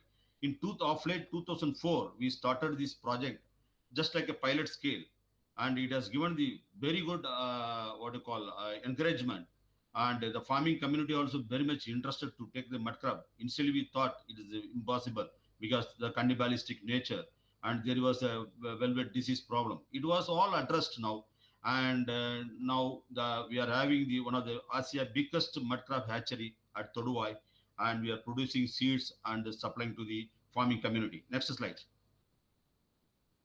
You can look at this, how much crab instar and crablets we have supplied is 72.1 lakhs supplied, and this year I think we are crossing the 1 million. And number of beneficiaries, 631 farmers are doing this what you call mud crab culture all over India, and the area promoted is 1,803 hectares of area. And the most of the area I can say the Maharashtra is doing wonderful work. The mangrove foundations is taking the maximum seed from us, and also Andhra Pradesh the farmers very entrepreneurship, and I can say that estimate productions we are contributing 1,442 tons. The estimated income is around 111 crores is contributing directly indirectly to the exports as well as for the livelihood of the farming community. If you look at the state wise the seeds distributions, Andhra Pradesh 42 now leading number one. We are talking about Andhra Pradesh. Andhra Pradesh is always the leading state, not only for the shrimp aquaculture, not only for the fresh aquaculture, for seabass also, and also mud crab also. And Maharashtra is the second state. They are taking the most of our crab instar and crablet. Tamil Nadu, of course, 15% is there. Other state 9%. Kerala is 12%. If you look at this, how much that we are giving to the different institutions and RGCA, we are also utilizing. We are also having the farm and farmers 49%, and UNDP program we are giving this crablet, crab instar, and government agencies. This is what we are supplying to the farming community and also the government institution of various states. Next. So demonstration. We are having our own demonstration at Karaikal. So many of the farming community people, they are not well versed with the aquaculture system, how to do the culture of the seabass. They thought that they are like a Katla Rohu Mirgal, we can grow this seabass fish and it will give the good return. It's not so. We have to go for fortified feed with 45% of protein initially and later on up to 35% protein. And there is a lot of what you call system involved. That is one is the grading. Without grading, any of these what you call species, diversity species, especially seabass is the failure one. And also disease outbreak or like a VNN, we have to look into that. Because of all this aspect, we got our own aquaculture demonstration farm at Karaikal and also Mudcraft farm to train the farming community and also entrepreneurs. If you look at total number of seeds and fingerlings we are producing, there also almost 10 lakhs crablets we have produced and supplied, and sea bass fingerling almost to 1 lakhs fingerlings we are producing and we are supplied to the needy farmer and agency. Crablets around 334 farmers and 49 sea bass farming community taken the sea bass fingerlings. If you look at this different contribution, how much we made, it's Andhra Pradesh 50, 36% RGC, Tamil Nadu, these are fingerlings. Beside that, we have stocked our own pond and we have harvested also almost 10 ton per hectare. We are harvesting the sea bass in our aquaculture demonstration farm and 0.5 ton from Mudcraft from the demonstration farm. Now at present, during 2020-21, 20 ton productions, we made it 1.5 hectares of area. This is a remarkable achievement, and the selling price is 420 to 450. The lower grade was fetching 430. I hope this species, sea bass and mudcrab, may be the best species which is cultured in freshwater or brackish water or the seawater, can be the best alternative species which will give the good return. It at bar with, I can say that stream, only the duration will be a little bit lengthy. Next. This is the another species, really a gift to the hinterland farmers, I can say, because this is a gift of species. Just 1 minute.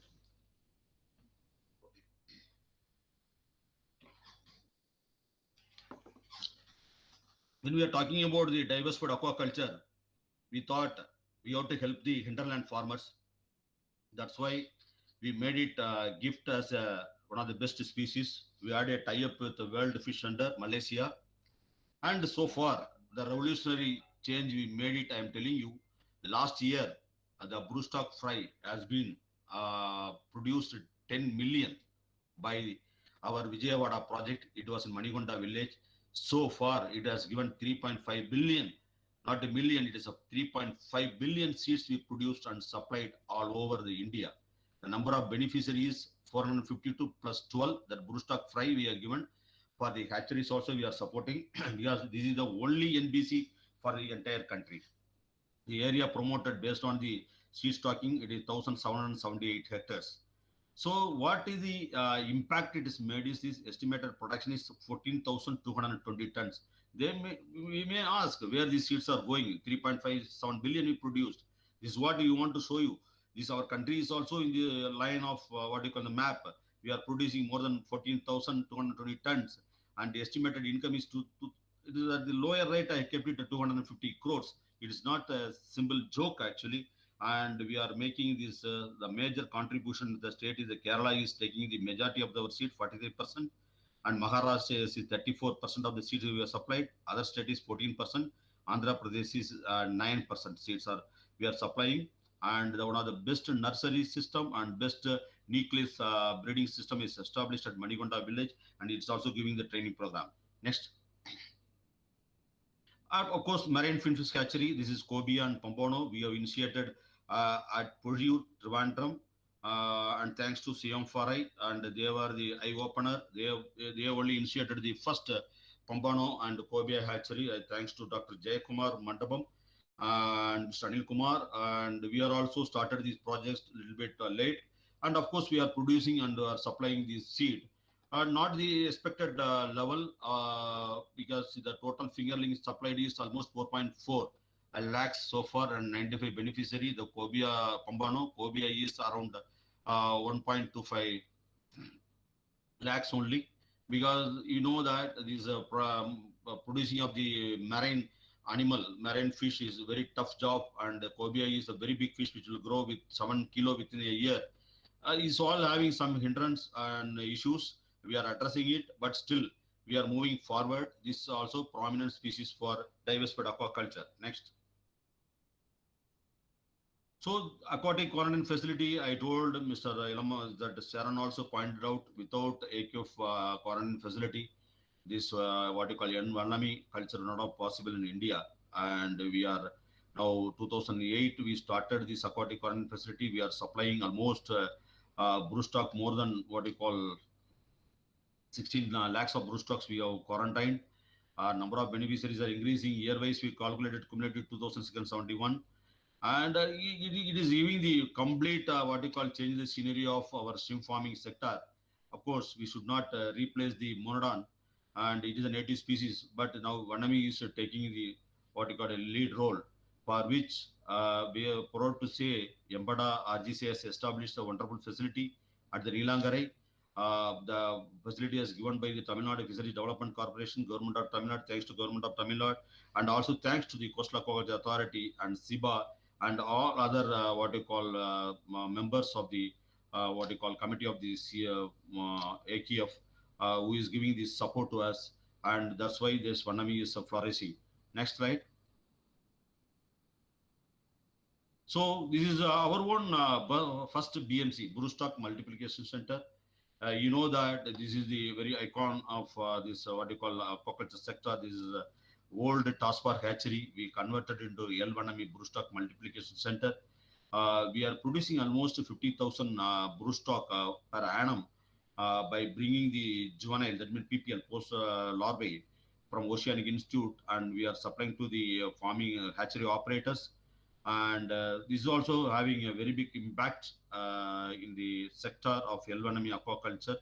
And Andhra Pradesh 72%, Tamil Nadu 23%, other state 5%. This is we are giving to the what you call hatchery operators. This area under culture, you know that the Vanami is the now the prime species in our country because of the only two what you facility I can say. One is the aquaculture facility AKF, another one is our BMC is contributing. Next.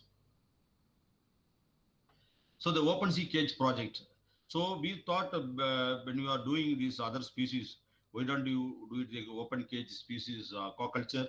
Already Siomphora is doing in Vizag and Villingam and other places also. And SIBA also conducted a lot of what you call demonstrations. And we thought, why can't we do it? And we have done a Muttam. We are having now also we are maintaining, and we are harvesting around 81 metric ton of cobia and 3.4 metric ton pombano. Yes, regularly we are harvesting and we are giving to the what you call traders. And we have, besides that trading, and we have kept us a training model for the needy farmers. Next. So this is another one what Mr. Charan was pointing out. I think now the tiger era is coming back. But in India, you know, almost wherever the broodstock is available at present was totally infected. Every scientific fraternity knows that it is WSSC is the main cause to banish this species from our scenario. But still, we have not lost our hope. We thought with a huge investment, we have to retrieve the species. And the only way forward was with us, we have to go for domestication, or we have to go for how to make this tiger shrimp with the disease free and SPF status. That's why we invested almost more than 70-80 crores in Andaman Nicobar Island. You can see the facility, what you call a first class facility with at par with international standard, and we are producing. And all the species now G10 generation has been generated, and it is all confirmed with Arizona University's SPF status. Now very soon we are going for trial productions. I hope with all your support, scientific fraternity and also the farming community, this will be done. Next. So this is another one project. When we are talking about the diversified aquaculture, there is a Achimia. We need to India is having a potential of what you call salt ban all over the India, and a very good system. Salt water is we are having very good operation system we are having, but still we are never bothered about this animal. Still we are importing almost 300 crores worth of Artemia we are importing from several countries. We thought why not we do it from India, and this is one of the best project for the self-help group women, and we introduced at Uppur as well as at Taravikulam, Tutukorin, and we are able to produce almost the biomass 6,799 and 2,350 tins we have produced. Number of beneficiary 501 beneficiaries we are giving this Artemia, and very soon we want to make it a very large scale of protections and supplying to our Indian hatcheries and farming also. Anyhow, this was introduced last Aquaria as a Atmanirbhar Bharat program, and very soon this Artemia will be available in the market. Next. So this is a multi-species aquaculture concept for you. Everyone is asking, because RGC is having all kind of project, why can't we make it a single project? You know, Vallara Bottom is the landmark of everybody, all the scientists, all the trainees in 1970s, which was established by Embada in Vallara Bottom. That is what next to Narakal, I can tell our sir was holding the Narakal, and another one project is here in Vallara Bottom, who was giving the training to the maximum community, what you call scientific fraternity, and also farmers and students, where they learned all the techniques of the shrimp farming. Now, we changed the entire complex of the Vallara Bottom into the multi-species aquaculture complex, where the gift seeds have been produced, Heteroplus seeds also we are producing, and Seabar seeds we are rearing to the fingerlings, and Pombano seeds we are rearing.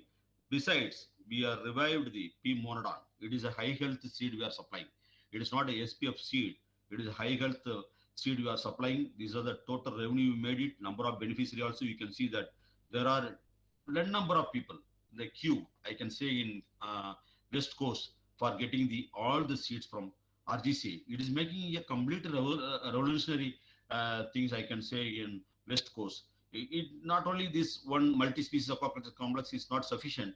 I think many more complexes are required, because a lot of areas or freshwater bodies are available. You know, this West Coast, what you call topography, it need all kind of seeds. We brought all the species under one roof.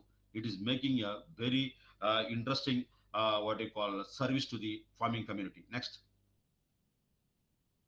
So the major achievement, I can say that laboratory is very part of any program, because when you talk about the diversified aquaculture, when you talk about we want to bring more and more species into the scenario of Indian culture, we have to think of genetics as well as the pathology. Without this, what we call branch of science, it will not be completed. And RGCA has established its own accreditation laboratory, and we are doing this service for other institutions also. And even students are doing their MSc as well as the PhD also, thanks to Bharadas University. I must thank Dr. Professor Santhanam, who has initiated with the collaboration with RGCA, and he made it this RGCA became a institute on marine science who can conduct the PhD program. And we are having one of the best genetic laboratory, NAPL laboratory, and doing the work for all the college students and university students for various species. So next. And Central Aquaculture Pathology Laboratory was established 2011, and the major is with this enable accredited laboratory. It was the first to confirm the EHP infection in the country, we can say, and successfully completed the NASPOT project we are doing. Plus, we are conducting a lot of awareness program. These are all different for the scientific community, but we are doing the service for the farming community. Mr. What I call Dr. He has pointed out very nicely that the disease problem is the very prominent this one. Better, we have to do the analysis of the disease from the beginning of the PL to the end of the culture. Intermittently, we have to do it. That will be the good. That's what I would like to mention here. What we are normally doing in the beginning, we will test the seed. In between, we will not test it. If something goes wrong, then we will blame the hatchery operator. Then they will blame the feed supplier. Then they will blame the other suppliers. But there are complex system. We have to think over it, and we have to test the animals in different level. It will give the good picture where we went wrong, and we can make the successful culture. Next. So we are not limited to the only for developing of what you call diversified aquaculture, and we want to impart that whatever the knowledge we gained from the other institute, whether CMFRI or SIBA or SIFA, whatever other institute has given the technology transfer to us, that technology transfer we want to generate, and we want to disseminate the technology to the other farming community. You know that this we have established a separate wing technology transfer and training divisions, and you can see that this much of farmers almost every year this 78 training program, CBAS 67, what do you call mangrove crab training. These are all, if you see that it is all 1,000 farmers are participated, even cage culture, genetics, pathology, crystology, even live pet culture. We are conducting several training program, and thanks to Dr. Professor Sandanam, he used to always talk about the live feed aquaculture, and he is contributing much to the RGCA. And we are also giving training on various aspects. It is also helping the sector to have the confidence, other than the stream, they can take up the CBAS or mud crab or gift, other project for their benefit, livelihood of the farming community. Next.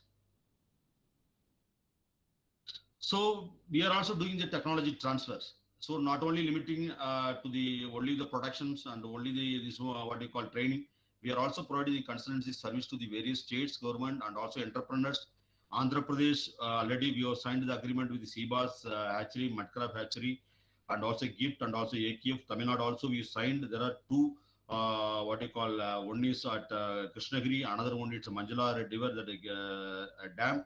The both what you call nucleus breeding centers or what you call satellite breeding centers doing the best for our Tamil Nadu state. The private entrepreneurs already signed agreement for the 2 gift hatcheries, and Kerala we have done here 2 gift hatcheries and mud crab 1 hatchery, and private entrepreneurs also we signed, and Maharashtra we made an agreement with for a mud crab hatchery.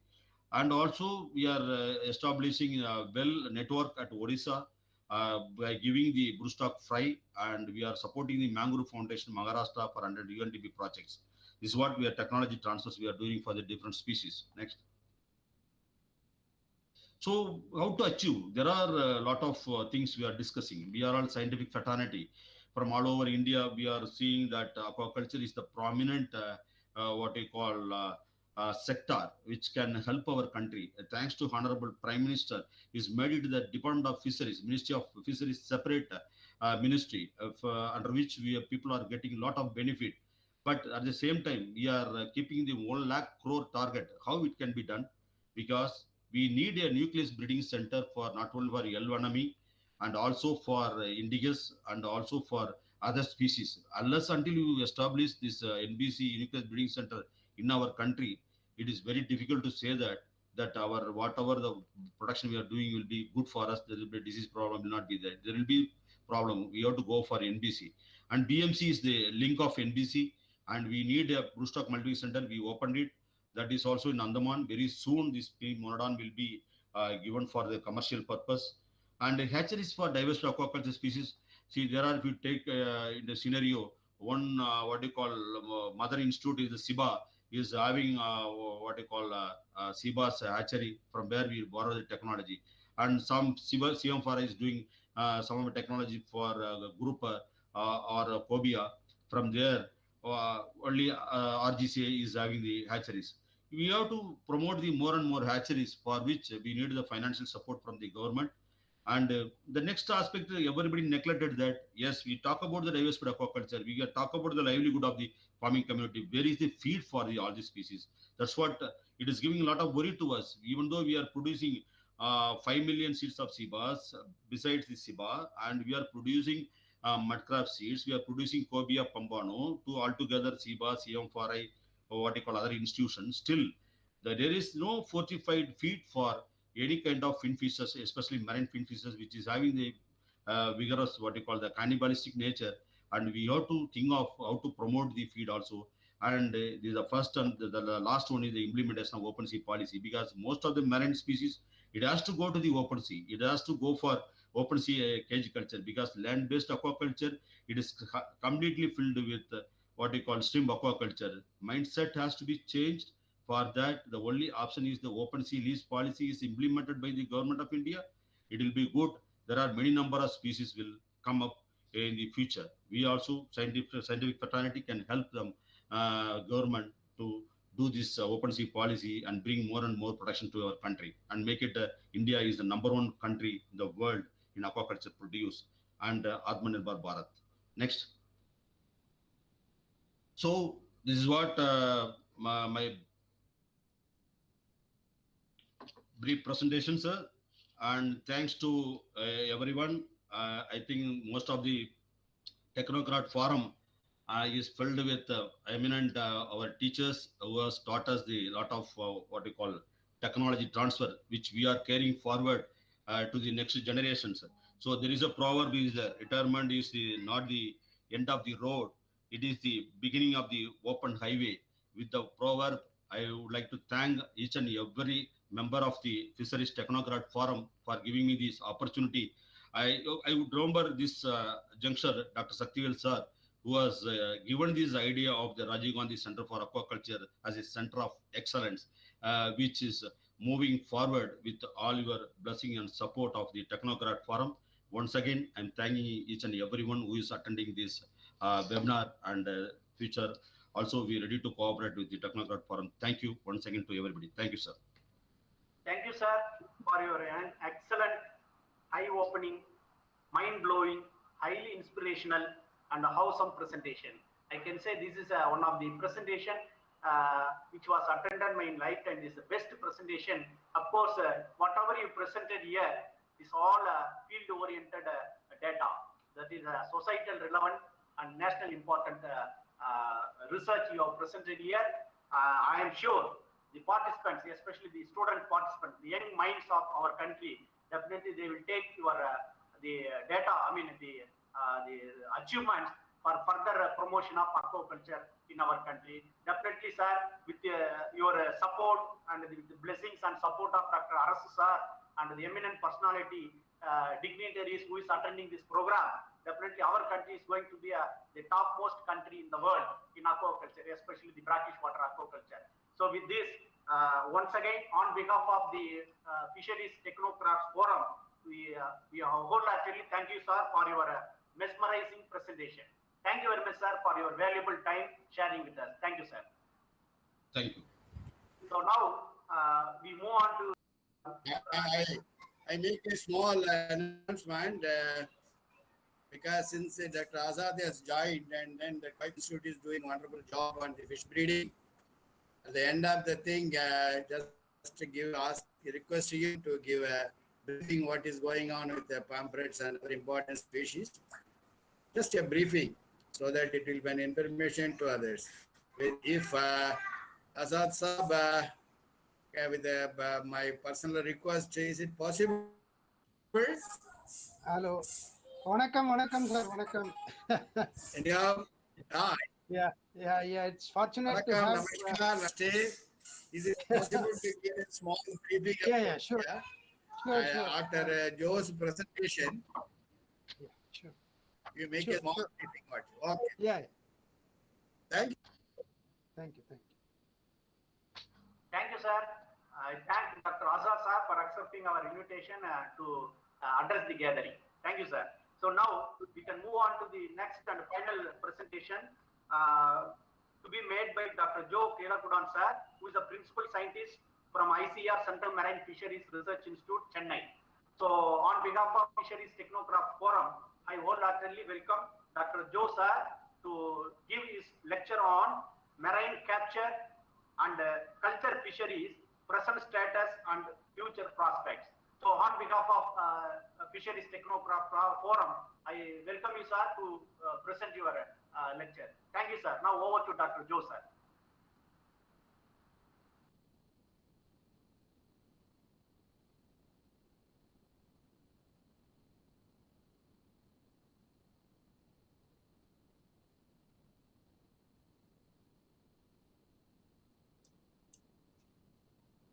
Dr. Joe, unmute. Yeah, unmute your mic. Sir, please unmute your mic, sir, and share your PPT, sir.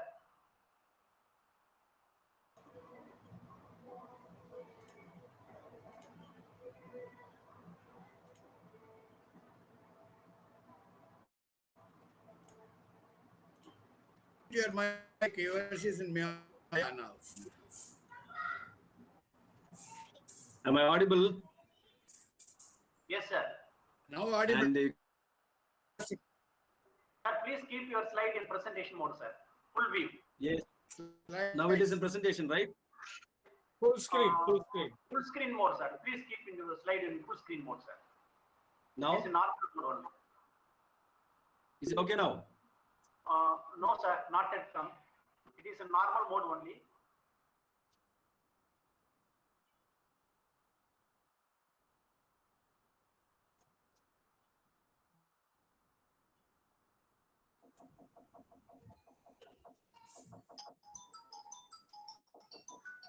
Where do I do that? Sir, you just click the option available in the top slideshow mode. Slideshow, there is a slideshow option there in the top. Just click on that.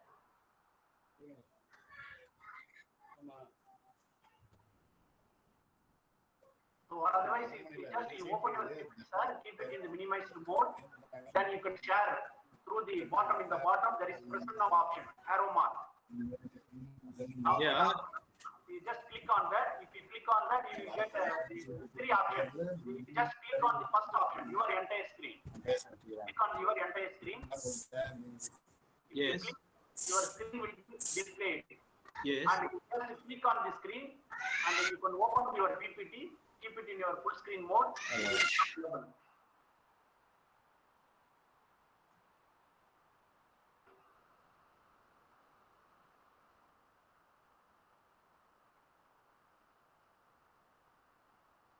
Yes, sir. You just click on the screen, sir, and you open your. After that, you can open your PPT and keep your PPT in full view. Now you can keep your PPT in full view, sir. And that is in the top bottom. There is option no plus presentation mode. Yes, sir. Just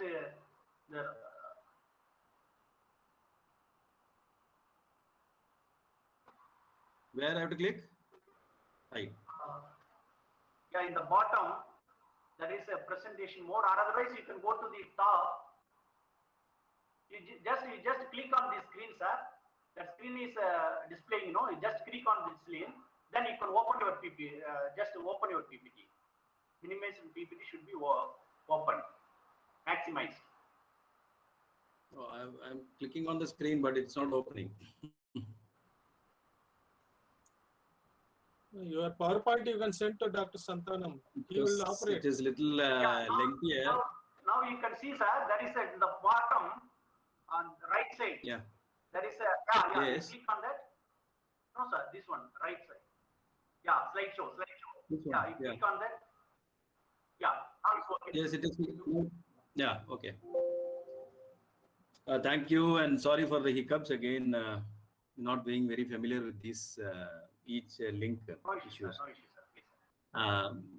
Good afternoon to all of you. We are pushed back a little behind our time, and I have to be apologetic in the beginning. I just got a message from headquarters that I've been permitted to deliver. It was a very short notice, and I had to cover a lot of things into this title because it involves marine capture as well as culture and status and prospects. It was appearing to be a little lengthy, although all the speakers have been at length speaking on aquaculture. So I thought I'll deliver a little bit more on the marine fishery scenario and what is actually happening. And I have taken out the word sustainability from it because I will be briefing on that as well.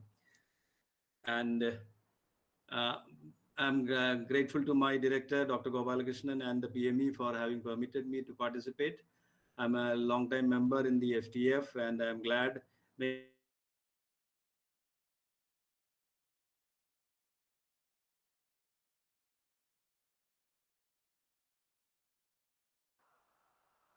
Sir, please check your mic, sir. You are not getting your voice.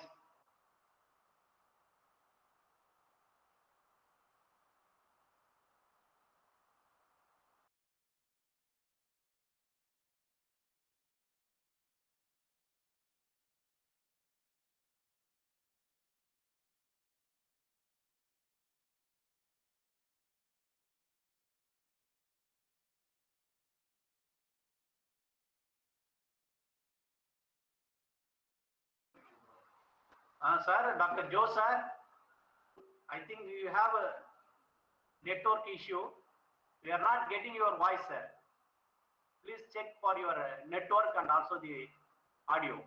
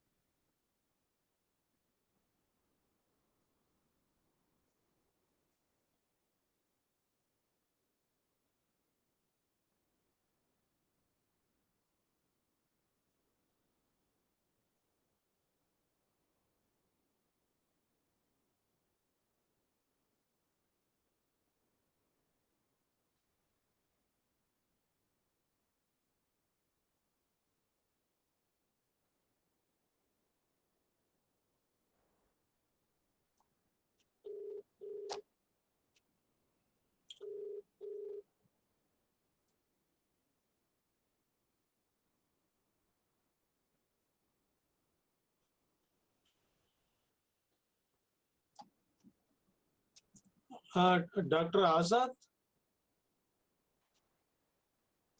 Hello? Dr. Azad? Hello. Yeah.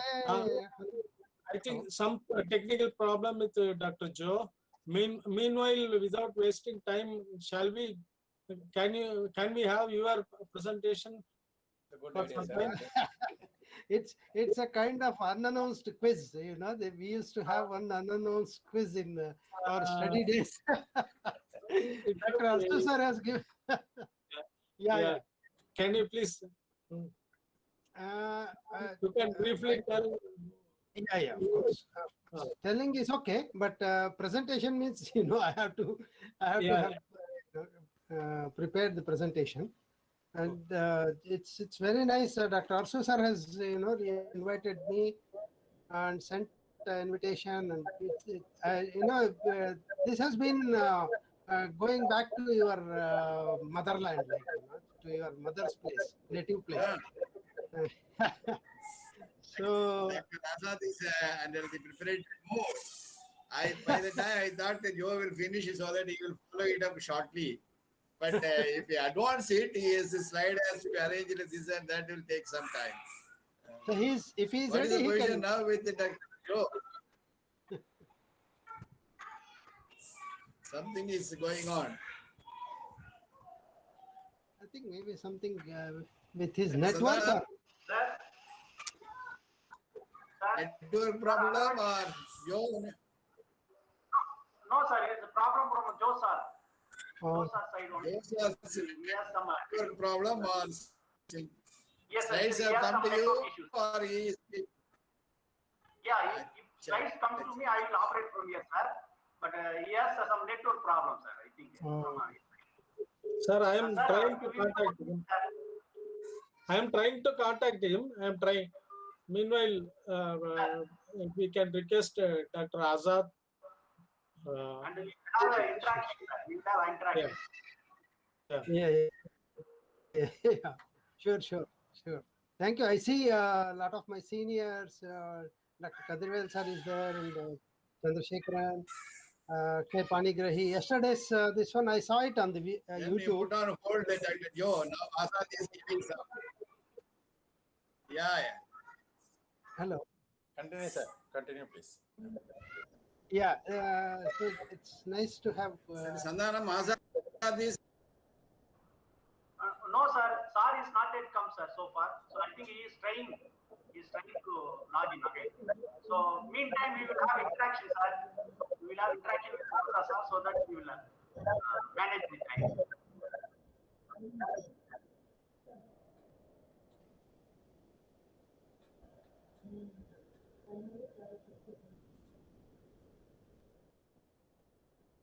Yeah.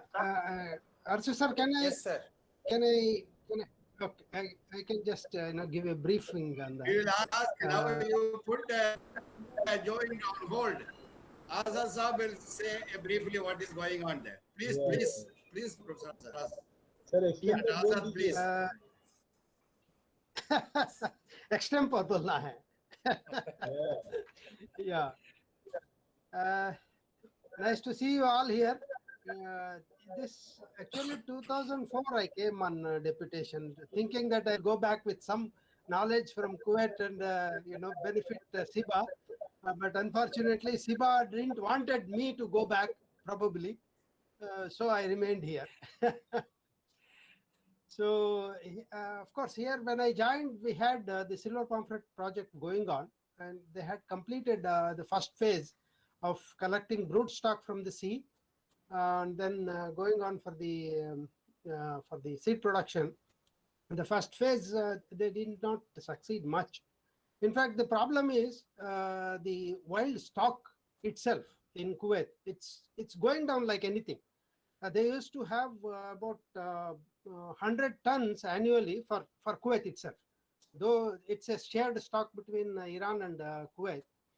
So the catches, which were 100 tons annually, has come down to less than 10 tons. It's a tenfold reduction. So the wild brood stock collection is becoming a problem.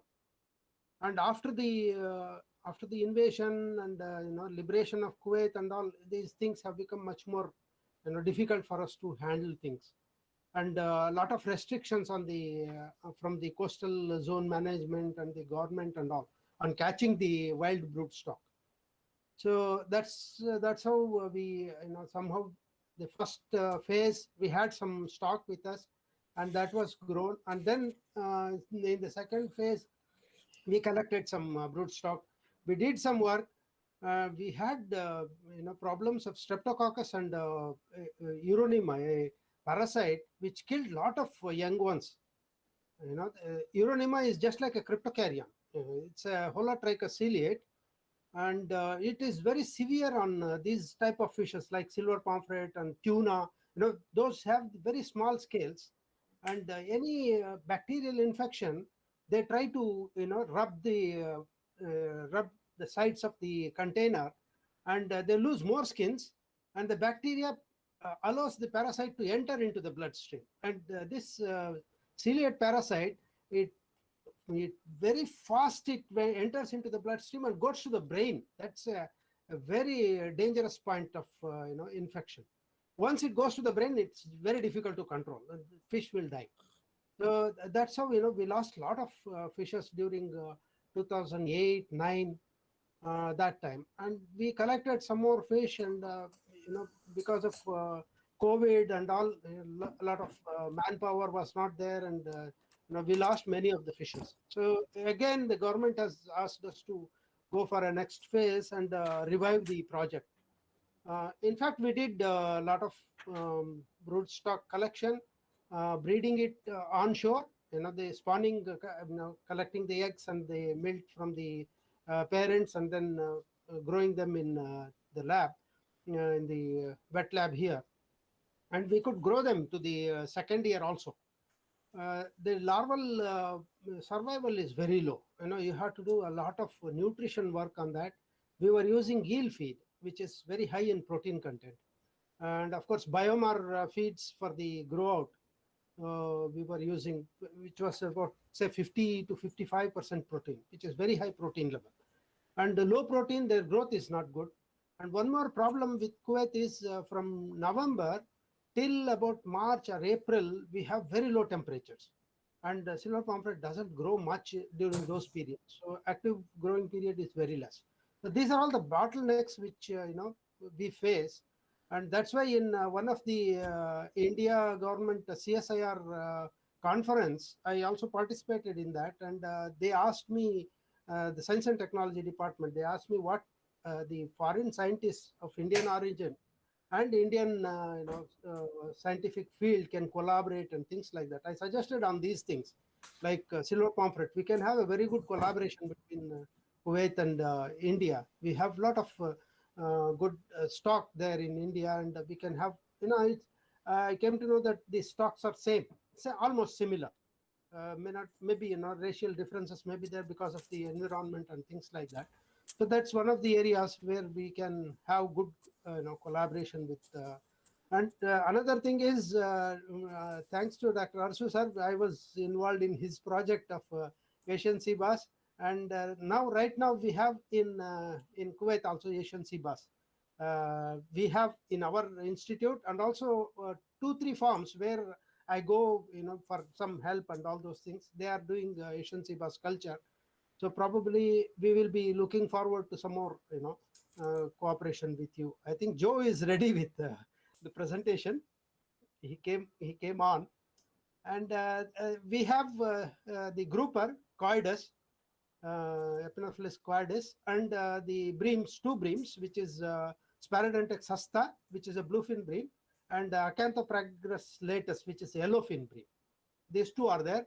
We did some hybridization work also with males of bluefin and females of yellowfin. Yellowfin is very good in the parasite resistance. It is tolerant to parasites. So that way we wanted to try these things. So that's one of the areas. And the grouper is also being taken up, and we from 74, I think Arsu sir knows, from 74 onwards, grouper production is going on. It breeds freely in the tanks. And even the Asian I mean sea bream, the bluefin bream. They also breed freely in the tanks. The bream feed spawns during February, March, when water temperature is 18 to 19 degrees centigrade, whereas the grouper during April, May, when the temperature just picks up to 22, 23 and all. So I don't know whether I have to continue or whether Joe is ready. Dr. Santanam, shall I continue or? Yes, sir. Yes, sir. Please, sir. Please continue, Yeah. sir. Yeah. So that's one of the things. Three major species in fish. One is the grouper. The second one is the bream. And the third one is silver pomfret. Of course, for the new project, government has given a go signal to us. So we are preparing the project proposal for the silver pomfret third phase or fourth phase, you can say. Because of the COVID, the third phase was truncated. Then we have, Wanami also coming in last couple of years. We have developed a farm area nearby our main institute headquarters. I am at the Marine Science campus, which is about 14 to 15 kilometers from the headquarters. It's adjacent, of course, it's all adjacent to the sea area only. All the Kuwait city is, concentrated. Then we are planning on the multi-species aquaculture. So that we have, this year only, we have started the Indian salmon procurement. We have, I think right now we have about 18 adult Indian salmon, Elythrium tetradactylum. We have collected from the sea. About 18 fish we have collected this year. And we are planning to go ahead with the production of that. Along with that, mud crab, we got it from India. Then Asian sea bass, we got it from India. So these all contribute to our IMTA, integrated multi-species trophic aquaculture, or whatever you call it. So this is in brief what is going on in Kuwait.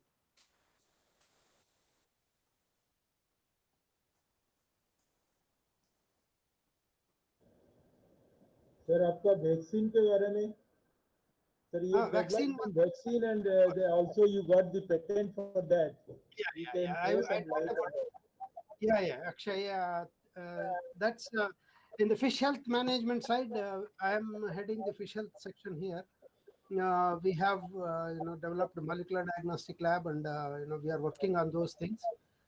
We did work on the sea bass, sea bream ontogeny and vaccine development. As I said, we had the problem of Uronema, which is holotrichus ciliate, and it shares the antigenic properties similar to those of the cryptocarrion.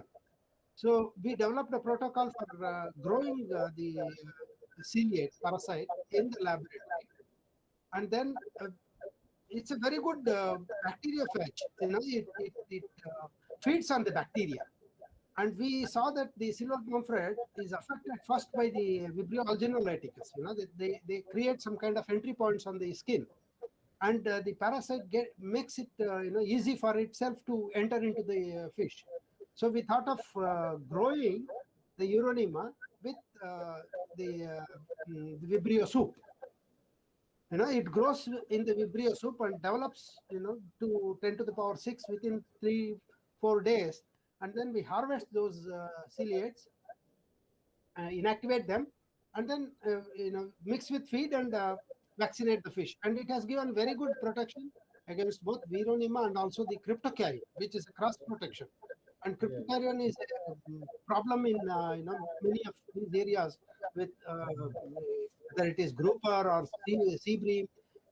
Even Asian sea bass, we had the problem this time with cryptocarrion. So this is a very good vaccine, and we are working on further this thing on the commercialization aspects.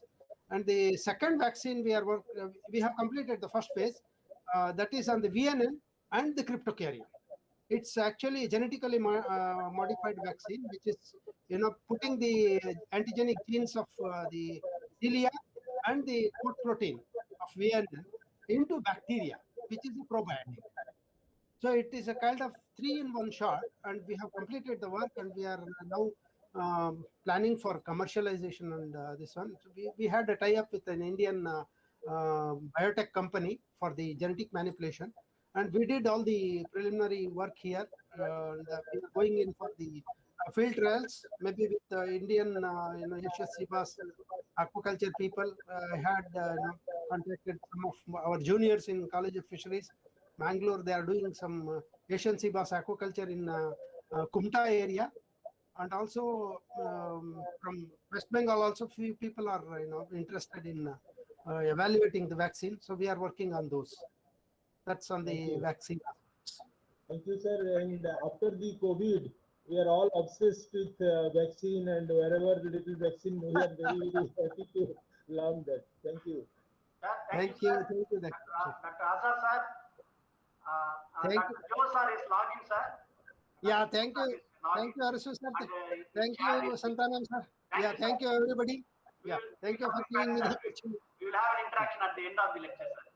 Thank you. Thank you. Sir, Dr. Joe sir, please keep your slide in the full view, sir, full mode, presentation mode.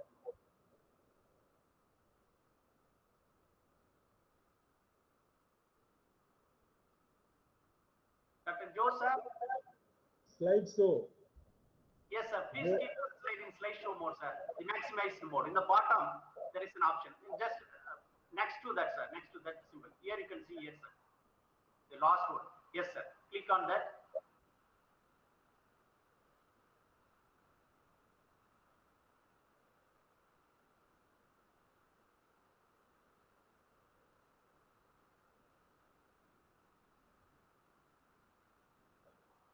Yes, sir. Yes, sir. It's coming, sir.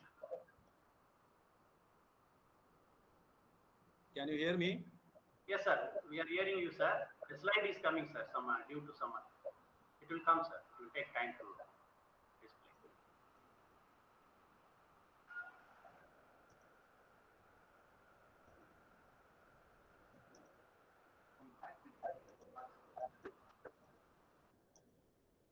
The screen is come? No. No, sir. You please stop sharing, and again you can share, sir. Stop. Yeah.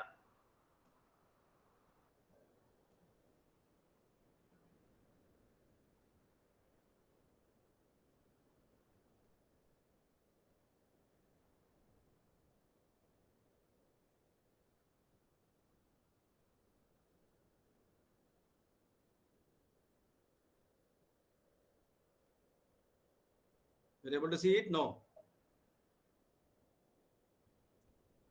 No, not visible.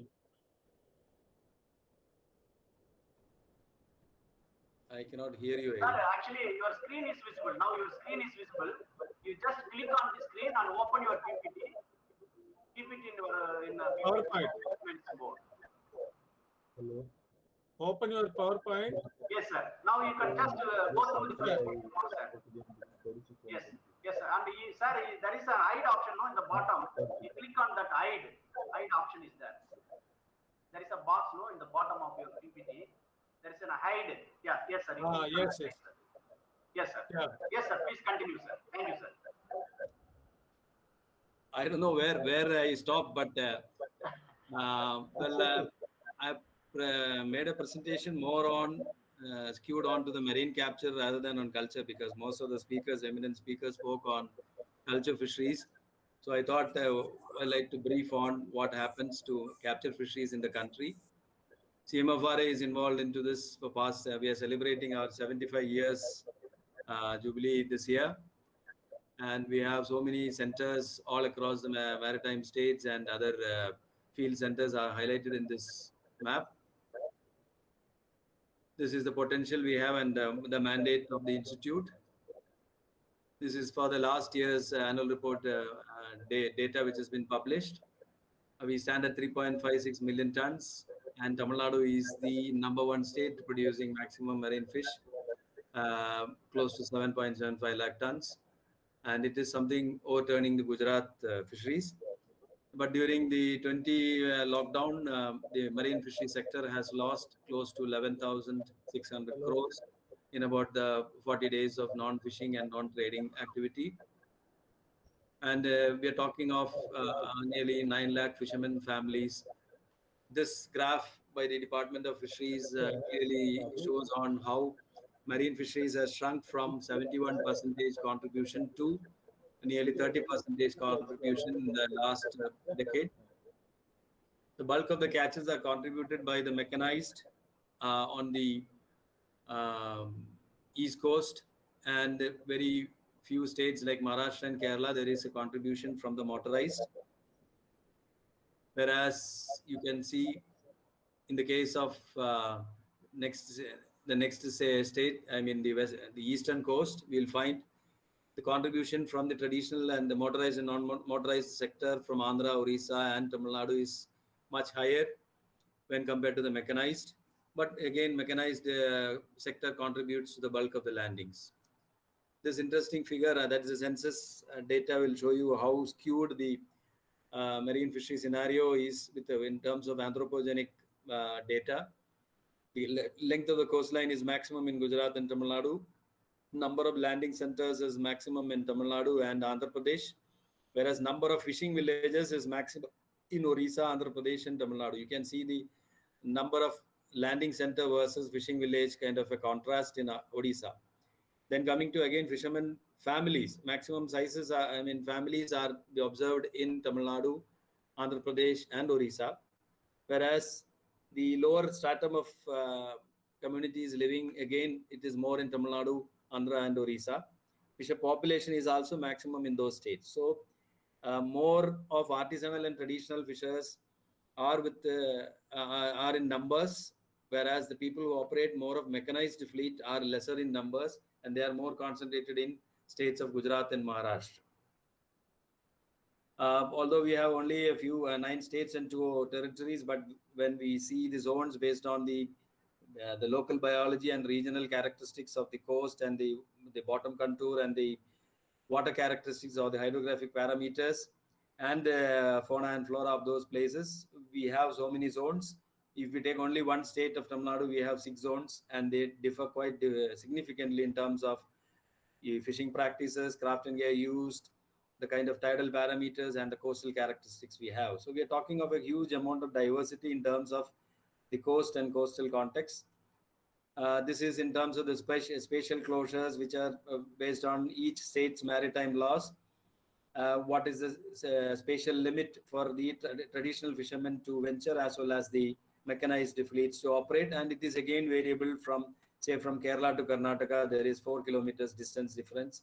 From Tamil Nadu to Kerala, again, there is a 5 kilometer zonation difference. So these are certain state laws which restrict these fishing practices. And a few number of species are already under the Threatened and under Protected Wildlife Act, is already known to everyone. This is where I want to elaborate on, like the UN says, immediate action for sustainably managing fish stocks. This was about 10-15 years back. After that, the IUCN certified 52% are fully exploited. Then the Atlantic Tuna Commission says, that is in 2004, way back, that only 90% of the population available is the breeding stock. And the latest bomb was from Boris Worm in 2007, telling that by 50 years, that is in 2050 or 55, the sea will not have much of commercial fishes. Only 50 years left for sea fish. That's the kind of prediction people have made. And we have come far from that as well. But what is actually happening? Capture fishery resources are... Hello? Hello? Yes, sir, you are audible. No problem. Yes, sir, you are audible, sir. Please. Yeah, okay. So the basic understanding of capture fisheries, marine capture fisheries in Indian context, is it has been an open access or a common property and being shared by all the communities who are involved into fishing. So the management rested with the public domain, whereas the operators were private operators and mostly communities and livelihood people. And of course, there were corporate sectors also operating in it. So it is a society's portfolio of natural capital asset, whereas consequently managing asset management through time. So this is where I think we are now into a sort of crisis, and it is now leading into the tragedy of commons. This was an illustration drawn by one of our artists in our center, and this clearly depicts on what's happening. Our waters are restricted. Although we say the oceans are quite huge, we can't go further and further and further because the productivity limits are very, very close to the coastal waters, not very far, up to 50-meter depth or 100 meters maximum. Although our 12 nautical mile and other definitions extend beyond these capacities. So this explains what's happened to our coastal productivity, the fish fauna, the intensification, over-intensification of fishing, and anthropogenic outputs of the effluents and discharges and stoppages of rain outflow from our coastal waters. So these are the basic issues we are facing. We of course have the climate change and vulnerability, which is a looming threat. Then declining marine fish resources, many factors are into it. Marine pollution, as I mentioned, and on all the sides, increasing population and increasing seafood demand, and then livelihood involved into these sectors. And how does the climate impact on this? Greenhouse gas accumulations and all the parameters, again, I'm not elaborating. All these factors are leading to an impact on the marine ecosystem, and the resources are under stress. These are the predictions given by various scientific agencies. 0.3 degrees Celsius on the west coast and 0.4 degrees Celsius on the east coast, southeast coast, is the annual surface temperature which is increased. And we are identifying some 17 hotspots, and Northern Indian Ocean is also recognized as one of them. And the sea level is expected to rise. Already Kerala is having a lot of sea walls protecting the entire coastline. So these are the kind of issues which we are facing in terms of sea level rise and temperature. And the concentration of that is the acidic part, as acidification of the sea is also going on, and at a level of 0.1 unit in the last 250 years, but then further 0.4 units is expected in another 50 or 60 years, which is not going to be very healthy for most of these tiny organisms, particularly the ones with calcareous shells. We are already seeing some things like latitudinal shift of catfishes, then boundary exchanges or boundary extension of sardine and mackerel, like sardine fishery coming over to Tamil Nadu and going north to west coast of Maharashtra and Gujarat. Shift in depth occurrence of the Indian mackerel going deeper and deeper from the coastal waters, and shift in spawning months of the breams. These are some examples which we are finding out from our climate studies. And our coasts again are not very uniform. If we say it's just one Indian coastline, no, it is not. We have a fauna and flora, or a habitat of intertidal coastal characteristics are different. Oceanic waters are there. Then coral reefs are there in many of our sanctuaries and protected areas. Then we have tidal mudflats, as in the Gulf of Kutch, Gulf of Cambay, and estuaries, plenty of them, particularly the Chilika and Vembanad and many other in Zuari and Karnataka. Then mangrove vegetation and its associated fauna, seagrass beds, as in Park Bay, and many other patches available on the coast. So different habitats, different sensitive, eco-sensitive environments, and our entire fishing scenario is mixed up with all this, and we have to evolve a strategy and policy which are region specific and locally relevant. Just one example for the recent climatic variations. In 2019 alone, we faced 6 cyclones in our oceans, in nearby seas. Now, what are the issues which are now happening? Fishes move offshore, they're changing. Their spawning seasons have changed, and abundance is now either turning low because of overexploitation or not withstanding the variations, or newer resources are emerging because of the lost ones.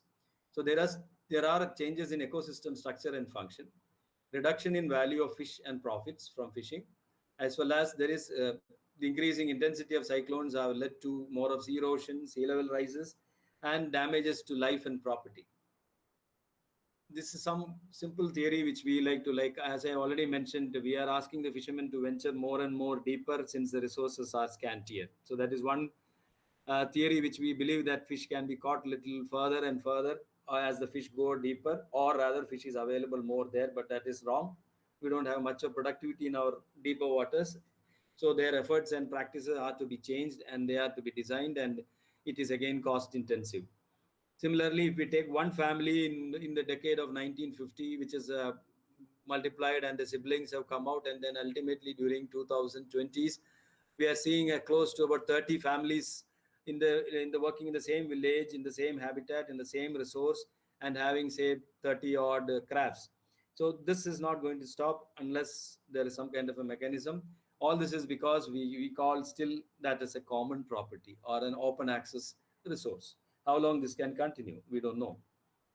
This is again, we have given advantages over a lot of techniques. We have improvised the mechanization, the netting materials being used, and the kind of machines which has been incorporated for locating fishes and kind of thing. And this is all added up into increased competitions, increased capital investments, increased energy consumption. And we have subsidized several of these, and seen that a lot of infrastructure has come into play such that more of fish has been caught. And this has really put us on a back foot on many things. And over-capitalization and excess competition among fishers has now resulted in this net return of low fish catches and low catch per unit, and juvenile fishes being caught to see the ends meet together. This is just one of those publications which is done by earlier workers. In the North Bay of Bengal alone, we have seen substantial amount of species which are caught are either fully exploited, the yellow one, or collapsing, the orange one. So this is still 13, but after that again we have worked, this has been expanded. The yellow zone is still further expanding. So the scope for further exploitation of newer resources is reducing drastically.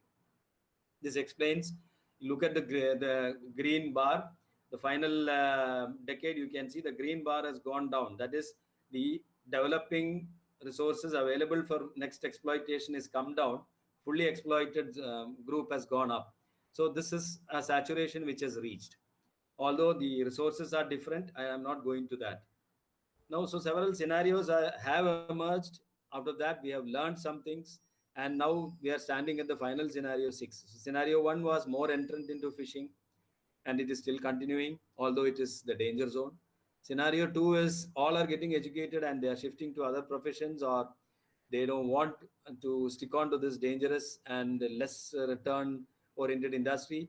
It is a good sign in a way, but then it is also a bad sign, like after 20 years, who is going to do the fishing for us? Corporates entered into the industry in a large way, but then they are a little hesitant now. Seafood exports, you can see, excepting for the shrimp in terms of marine fishing, it is a very slack. Particularly last year, it has been really slack from Veeraval and Porbandar harbors. More capital intensive, and therefore there is nobody to keep on flowing the funds. So wise utilization of skills and resources is the scenario 5 and scenario 6, diversify and develop. They have to use the coastline for various other activities and intensify rather than only catch fish. This is something which emerged from a small social survey which we did. Like, most of the fishing is being done in most of our, just alone in Tamil Nadu, that it is done by fishermen who are aged above 41 to 50 and 51 to 60. Combined, it is about 55 to 60% of the fishing is being done by the so-called eldermen among the fishermen community. The youngsters' entry is very restricted. They are distracted, that is true. Their incentives are very poor, that is true. There are no resources, that is true. So how do we now incentivize this? This is going to be a big task in terms of fisheries. So the weaknesses are within the community or the coastal living population, particularly the traditional. They have low assets. They have a lot of hierarchical issues. They have poor backing. Although there are welfare support and departments for it, but then when it comes to exploring and investigating and investing, it is, I must say, it is poor backing. There is a lot of uncertainty and risks, guts for the odds, that is changing from one to another, taking up newer areas, lack of platform to integrate. This is one thing, like particularly in Tamil Nadu or north of Tamil Nadu, we don't find even a single society from one village to next village existing together. They are independent. So there's nothing of a sort of platform to integrate them on a single agenda. Societal pressures are also there, like they need this industry to sustain, but then how long and how they are going to do it, they have no clue. There are taboos, so they don't want to change. And there are no strict policies on these measures. there are opportunities to swallow these weaknesses. The weaknesses I have shown as the shark, and there's multiple small fishes as the opportunities. So the number of people who are operating is a huge opportunity. Particularly the traditional fishermen in Tamil Nadu alone will be close to about 7 lakhs when compared to the mechanized fleet operated by just 55 or 60,000 people. So it's a huge number, manpower we are talking about, and they spread across 1,500 kilometers. So it's a huge potential. So again, they are diverse in practices, they are diverse in their knowledge, and they have organization skills at village level. So they can organize, and their basic skill sets are quite good. And they have proximal access to the waters. So that's again an opportunity. Only thing is networking has to be improved. Unlike the South Tamil Nadu or South Kerala and further in Gujarat and Maharashtra, where the networking is quite strong, the community level networking is very proven. And progressive thinking, they are progressive thinking, but they don't live out from their orthodoxy and stereotypic approaches to their community thinking. Energy sets, again, they are very high in energy, so that is very good. And they are flexible to an extent, provided they are given good handouts, or rather we can say support. And their education, again, the promoted education nowadays is really good. That's why the opportunities are improving.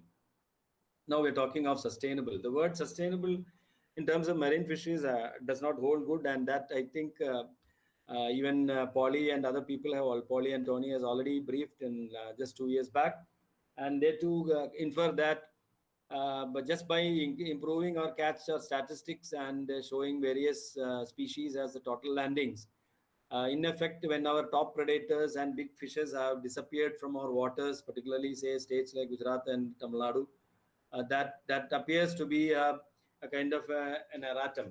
So in this effort, CMFRA and other agencies are involved, and we need to have a lot of stakeholder discussions and meetings on how we take up policies.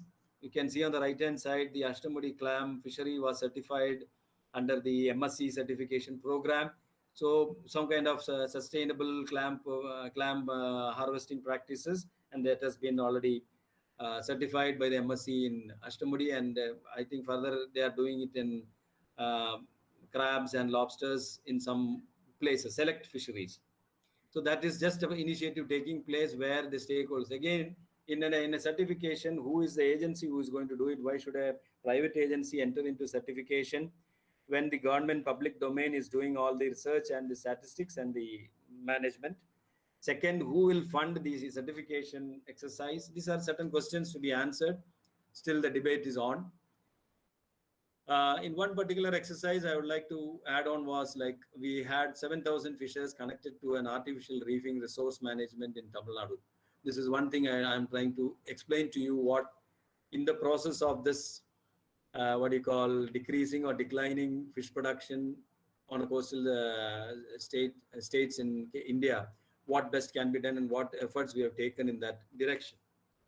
So these are the 4 questions: overfishing, habitat degradation, pollution, and climate change. These are the 4 issues, burning issues for us. But how much do the traditional fishermen contribute to these events? I have given you the data on number of fishermen using those crafts and gears and what production figures we have contributed by them.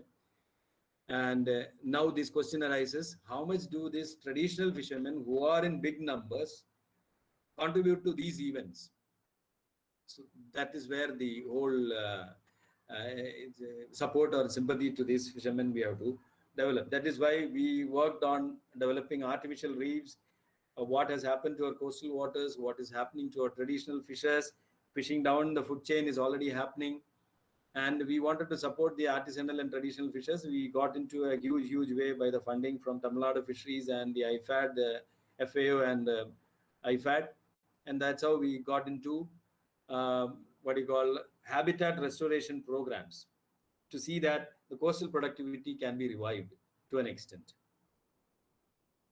Fisheries in the world are severely depleted. This is what, in brief, what Garcia and Newton has said. Sizes reduced, smaller varieties increased, rapidly growing fisheries leading to massive collapses, unforeseen by our assessment methods, leading to disastrous social and economic consequences. What I meant was to the traditional and to the artisanal group. And it has also led to slow, steady degradation of demersal high-value resources. Particularly in the case of Tamil Nadu, if we say, we used to be predominantly a carnivore-oriented or a top predator-oriented fishing state. But now we have shifted slowly towards a sardine or a mackerel-oriented, and we are encountering less of this so-called demersal high-value resources. So this is a change which is already happening. We are fishing down the food chain.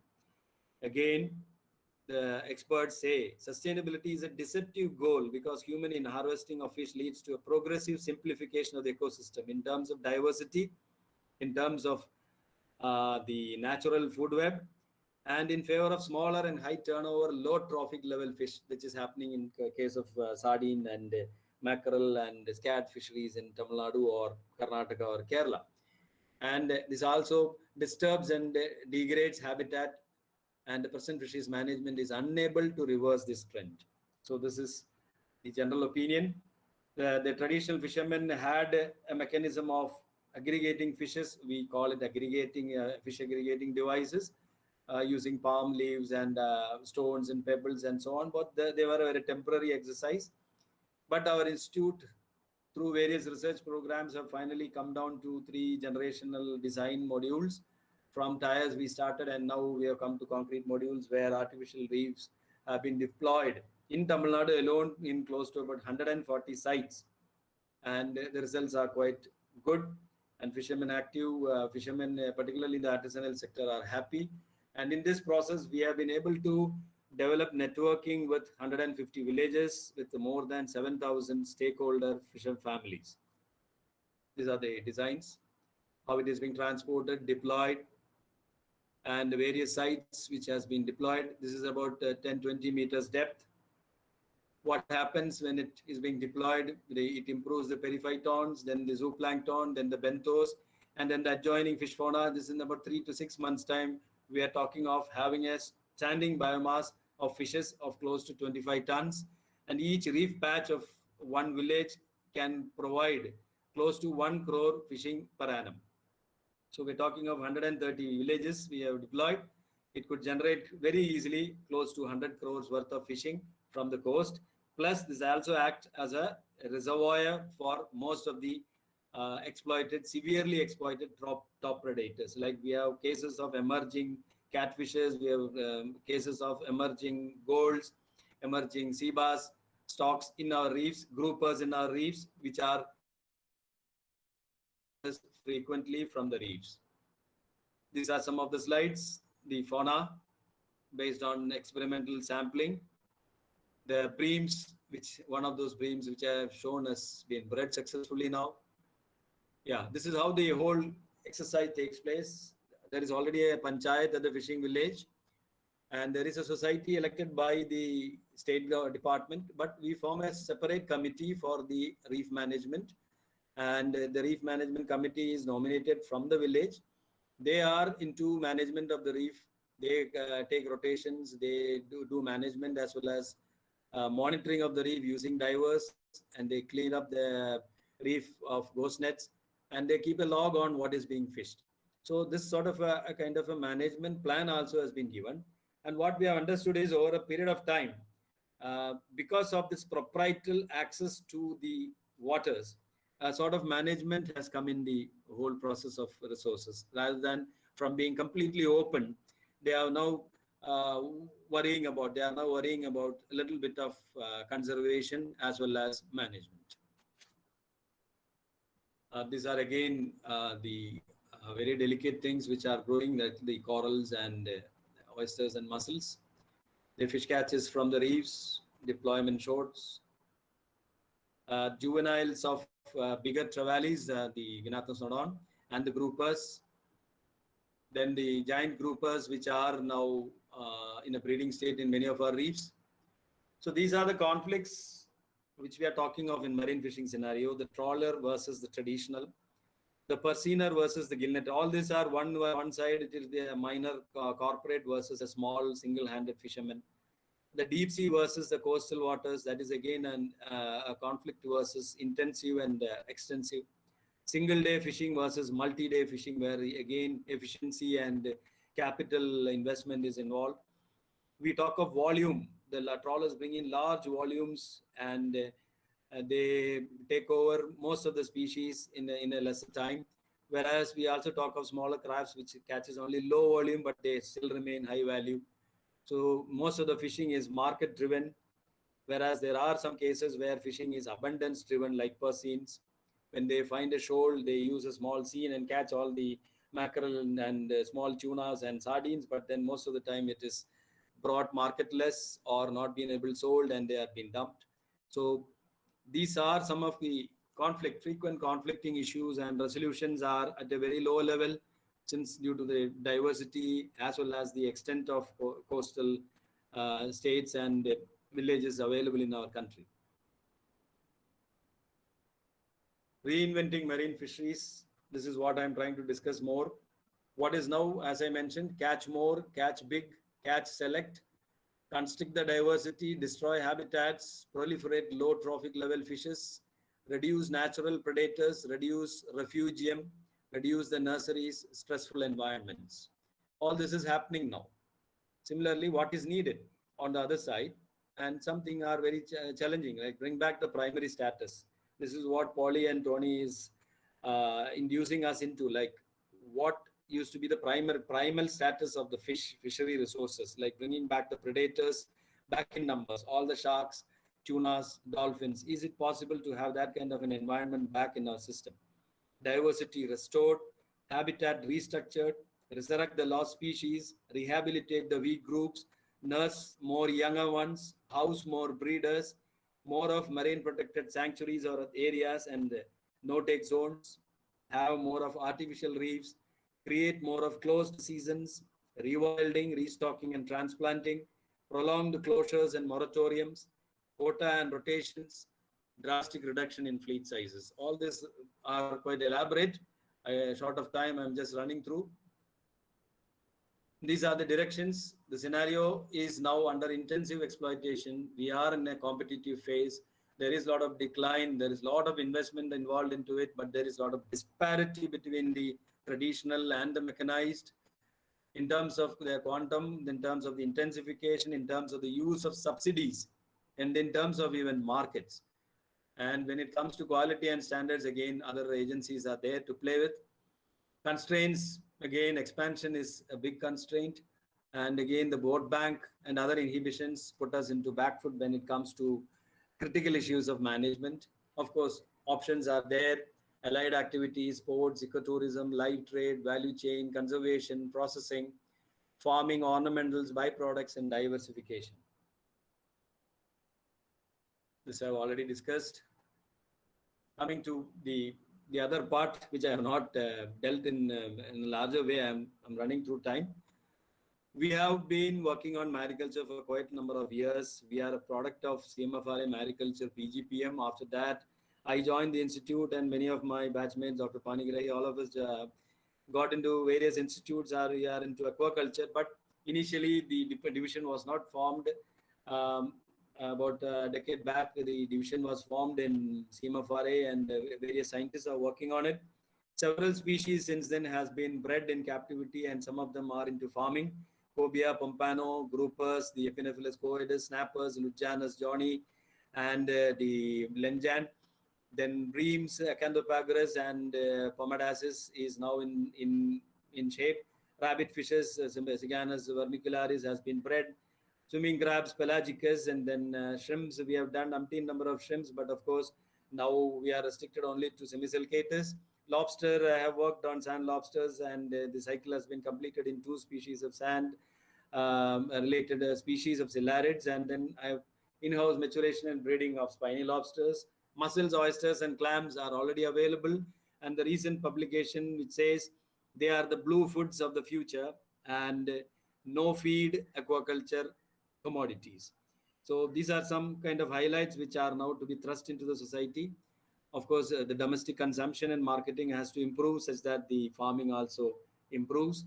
Seaweeds, of course, the no feed production side, but again, it is nothing to do with protein. It's more to do with other saccharides and pigments. And ornamentals, marine ornamentals, a huge prospect in the waiting. We have developed several techniques for farming in the sea, as Dr. Kandan and others explained. open sea cage farming. We started off with HDP models, and then various generation designs have come up in GI cages. A few patents have been produced, and then again raft and rack culture for oysters, mussels, and clams, long lines for again mussels, pen culture for several species of fishes, and pond and enclosures. Different designs and experiments are on fattening trials, hatchery, farming, aquarium, feeds, brood bank, and nursery areas are being built in most of these species at Vizhinjam, Visakhapatnam, Mandapam, Cochin, and Karwar. Yeah, this slide clearly shows on cobia, pompano, the blue damsels, the clownfishes, and the green mussel, of course, and farming of spiny lobsters, fattening, then again farming of Kappa ficus, which is being now supported by CMFR in a huge, huge way. The latest statistics says in 19 we had close to about 2,700 cages in our monitoring, and the seed production of cobia and pompano is supporting the farming industry to an extent. These are some of the pictures of the latest developed ones. Indian pompano at Visakhapatnam, silver pompano, then again Mabe pearls by the team at Vizhinjam, pink hair emperor at Vizhinjam, Acanthopagus birda at Karwar and Calicut, snapper in Visakhapatnam again. And under Pradhan Mantri Matsya Sampada Yojana, we find that the farming takes a huge role. Particularly, they have mentioned pompano, cobia, grouper, seaweed, and to an extent, they are also mentioning on intensive culture practices like cage and pen. And again, they have allotted some 636 crores, employing 4 lakh people for marine cage cultivation, as well as for conservation and improving marine fishermen. They have put a proposal for shifting 25% of marine fishermen to mariculture. This is a good sign because they have been the nation has been provided with seafood by this community, and we are talking of coastal area being utilized for marine farming. We obviously should consider the basic stakeholders rather than just inviting entrepreneurs and then wanting our waters to be exploited only for some industrial purpose rather than the community involved directly.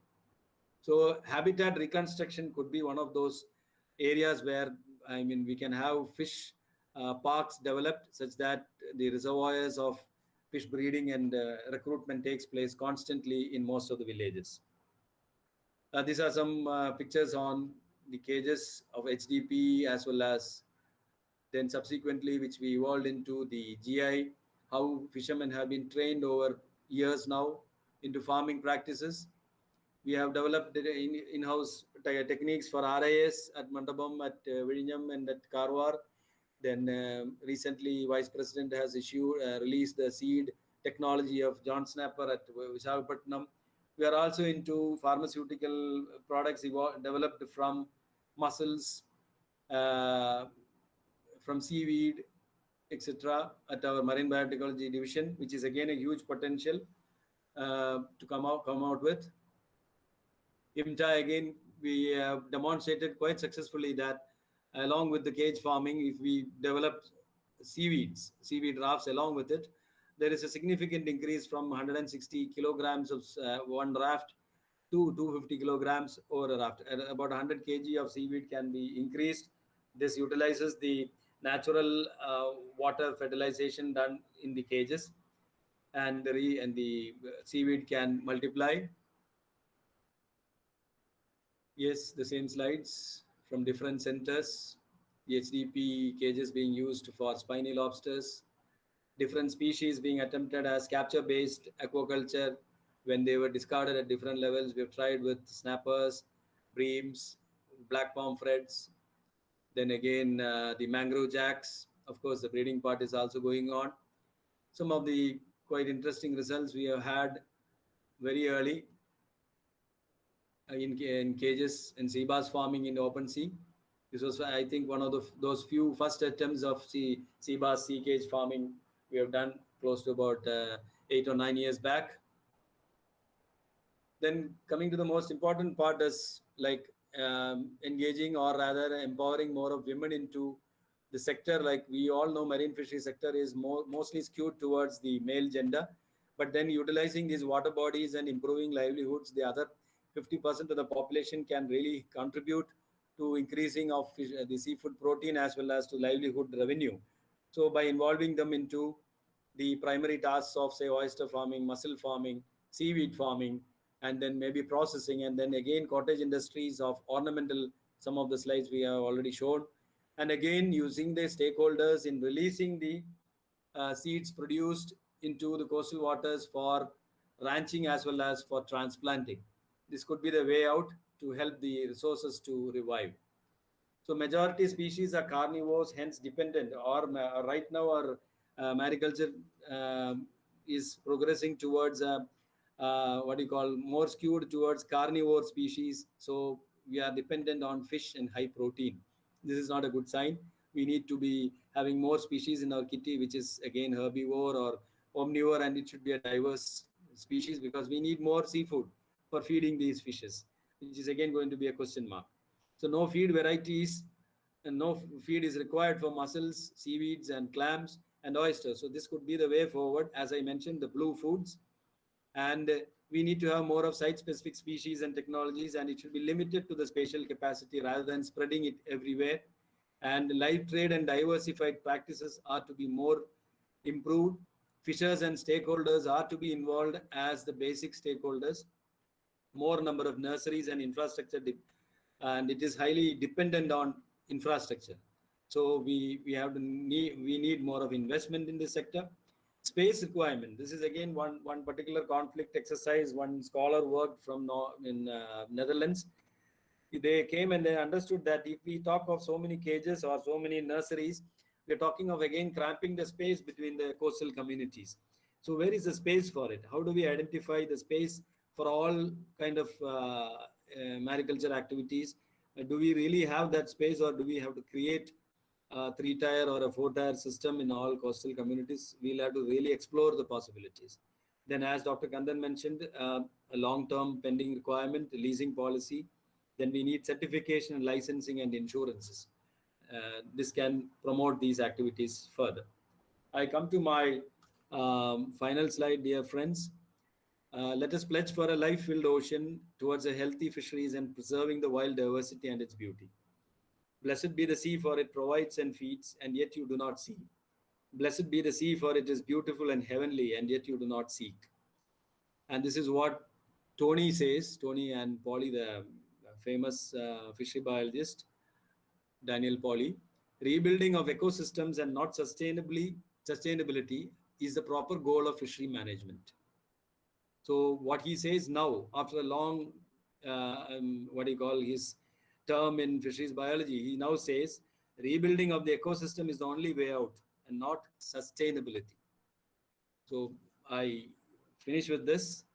Thank you for all the time and patience. I don't know whether I have overrun. I've finished in half an hour. Thank you so much. Thank you, sir, for your very comprehensive and a very informative lecture on marine capture fisheries, and you also touched on the marine mariculture aspects of your institute, what you are doing excellently. Thank you for your nice presentation and sharing your valuable experience with our participants. Thank you, sir. Thank you once again. On behalf of the Fisheries Technocrats Forum, we would like to extend our sincere thanks to our the speaker, Dr. Joe Kilakudan, sir, who is the Principal Scientist of CMFRI, for his an excellent presentation on marine capture fisheries and mariculture. So with this, now we can move on to a brief interaction with the permission of our chairman, Dr. Arasu, sir, and the secretary of the Fisheries Technocrats Forum and Vice Chairman, Dr. V.S. Chandrasekharan, sir. I think now we can, already we are running short of time. We can have a brief interaction because we had a lecture from yesterday onwards. So the participants, those who have any clarification or queries, you can just unmute your mic and interact with directly with the resource person so that you can get clarified your doubts. So this is a time for interaction. I will just permit 1 or 2 questions only. Very brief answers for that questions. After that, we have to move on to the experts' opinion about some of the events or how we can move around. Way forward to sensitize some of the policymakers, and that we will be moving from. We started with the fresh water. Now we will be moving reverse. We will go from the seawater to the fresh water, and the marine environment. What is happening? What is going on? What is to be done? How it is being done? How massive it has to be done? All has been elaborated widely by Dr. Joe, who has got is a veteran in this, and often interacting with the voiceless people with great voice. But nevertheless, it has to be taken on a large scale, saving the environment, saving the flora, saving the fauna, saving the diversity. The people at the coast is look at the last. So the civilization started from the sea. People at the helm looks after it as end of the civilization. That is the prettiest part of this anthropology. So a lot has to be done. I hope a few will be jotted down by Dr. Joe has done an elaborative account of what is to be done and what is being done. In the same way, other my colleagues, industry part of it, he has brought out some of the issues. And one very important key issue which we have been trying to sensitize the governments is about aquaculture, especially the coastal aquaculture, and the energy cost, fuel cost, which they have done in the case of after continuous persuasion. The government, like Tamil Nadu, it has been put as an agriculture, not an agriculture, free electricity. It is under 3 rupees, 5 rupees, 45 paise, something after persuasion of 10 years with my personal intervention. We will try to sensitize those issues. And for the marine fisheries, it's very gratifying to note at least a progressive state like Kerala has come forward to give some MSP for some important fishes. That is going to be the landmark in the case of sustaining the livelihood of the fisherman who brings in at least quality fishes. That is an initiation. The government will think of it because fish is a commodity where it is sold for thousands to like a gold. It is fetching around more than a few lakhs of rupees to few rupees, 2 rupees or 3 rupees a kilo, just like our Leonardos or many other species. So these are some of the issues which to be addressed by the planners and policymakers. Mariculture policies in the offing, but it's sleeping on the shelf for a quite long time. Goa is the first state who has spelled out the mariculture policies. Others are yet to open their file on that. It is long delay for the past few years. It is pending with the government's respective states and the things and the government agencies. The freshwater side, the coastal is always sensitive. It is a meeting point between the marine and the environment. Most vulnerable, sensitive, highly protected ecosystem like fisheries are being threatened. Hectic activities are going on with all starting from agrarian, agriculture, tourism, harbor development, landing, whatnot else. Any activity in the world is on that only, putting hardship to all the stakeholders for that matter. Stakeholders which are not concerned with that are the greatest damages for these type of ecosystems. If I, as a man, as a luxury, as a tourist, if I go to an estuary to go for a ride on the boat or on the sea for a ride, take it granted I can throw some polythene plastic bags into their bottles into the sea or the coast and see that it is going somewhere. It is not so going somewhere. It will ultimately enter into our coastal ecosystem, maybe the fisheries or the backwaters, putting us into problem. So this we say this environmental hygiene, not as being done in the case of forestry. Keeping in the environmental hygiene, it should be a curriculum in the school activity. We have been requesting the government's concern. I will personally talk with the education minister. It has to be taken in a large, put it as a curriculum in the childhood onwards, how sensitive the ecosystems are, especially the marine and coastal ecosystem. If the estuaries are not good, our culture is not going to be good. If the backwater, if the coast is not going to be good, the estuaries will not be good. So it is not a take it granted, especially states like Tamil Nadu, which is a very highly water-starved state, where the freshwater influx is very much less. All the dump will be seeing, the Buckingham Canal, even the court started crying on that, whether the canal is there or the people are there. So situations are worse in the environment, coastal environment, that has to be taken care of. And more particularly, the curriculum has to be included from the childhood. The child should see that the sea is there. It's also as part of their classrooms. That is the most important. We hope that will materialize shortly. And the next freshwater side, diversification is much thought of. What things are going on.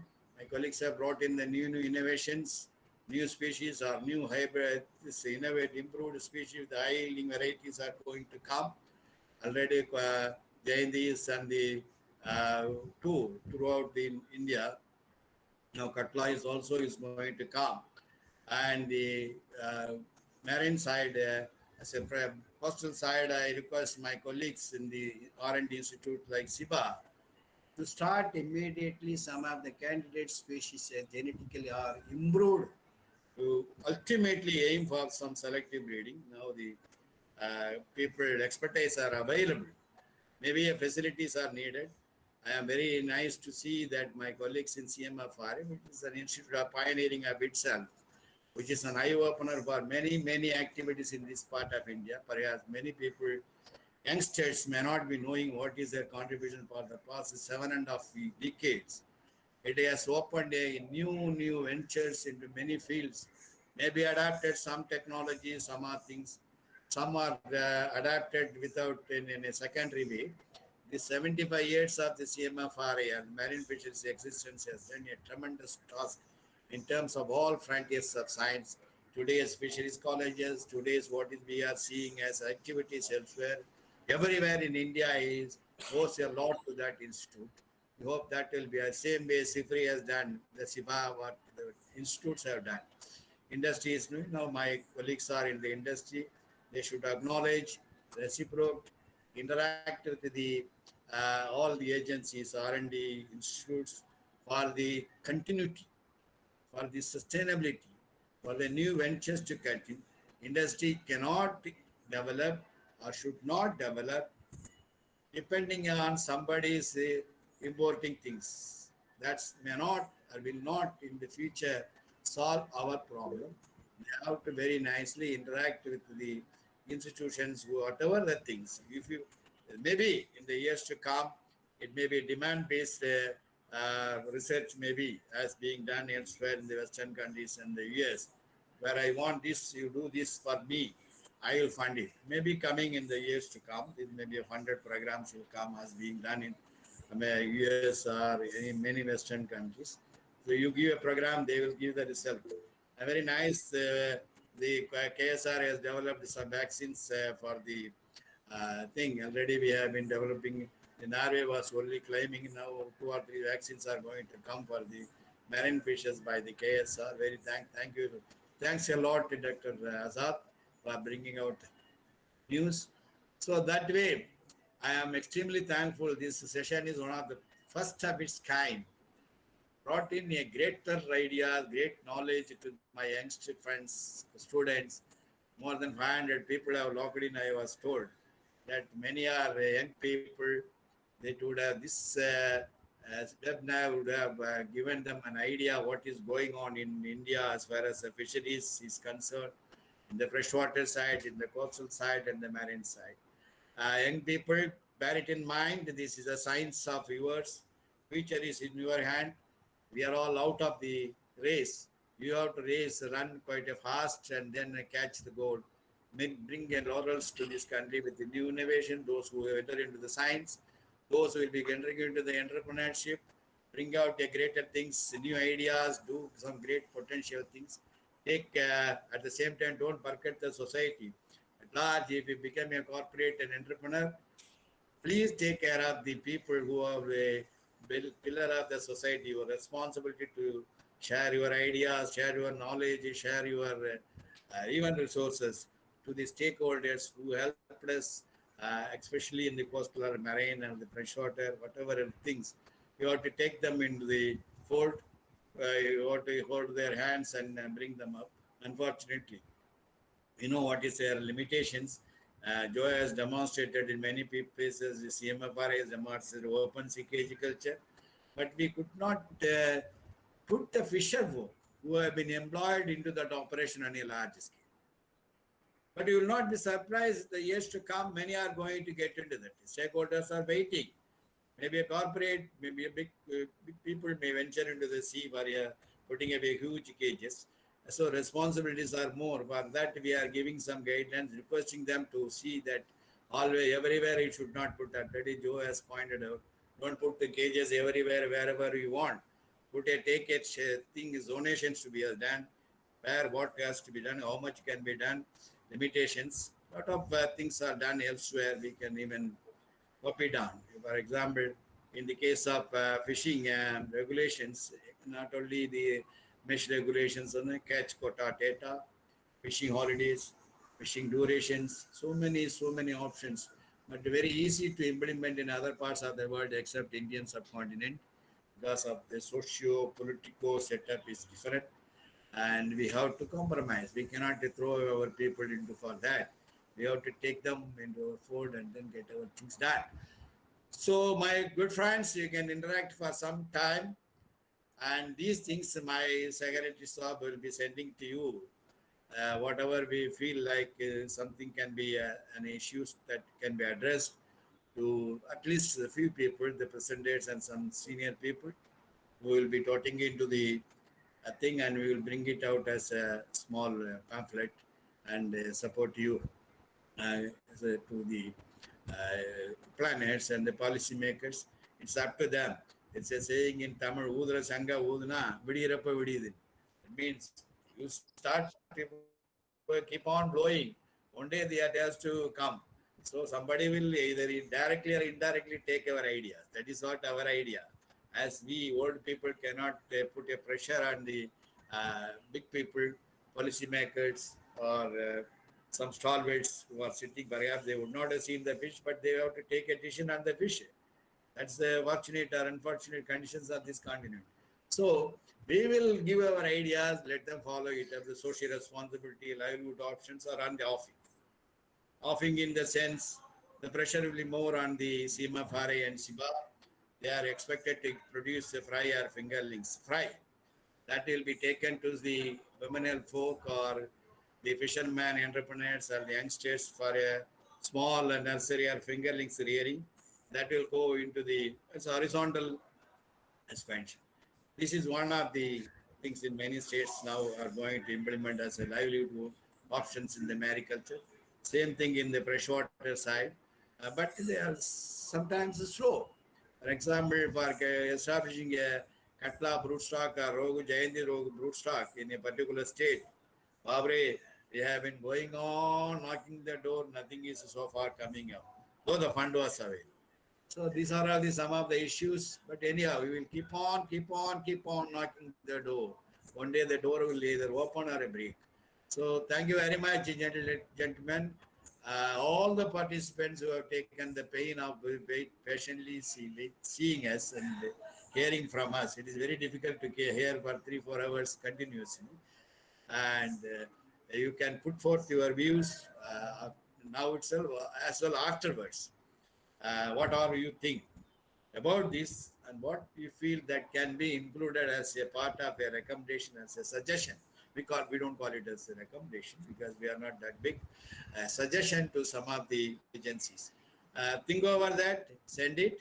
Now you can, this forum is, my part is over. Once again, thank all my colleagues, the lead speakers, my colleagues who arranged, organized, and the way it was conducted. I'm extremely happy. I was very suspicious because I am very poor in electronic gadgets. But many of our people who are more than 50 are also like me, I think. So gadgets are very difficult for me. But without yesterday, half of the day, I was not visible, it seems. Somebody shouted, sir, you are either there or not. So like way, But this has done a good, this is a good exercise. The Fisheries Technocrats Forum thank Dr. Sandhanam for his greater involvement and conduction of the webinar. I should thank all my colleagues and then senior colleagues who have founded. My people who have participated, these presenters, I thought they will come casually and do something, but they have taken really a great stride of thing. A lot of work has been done and the things have brought this to the knowledge. It's beneficial for us updating them because we are out of the field for the past few years.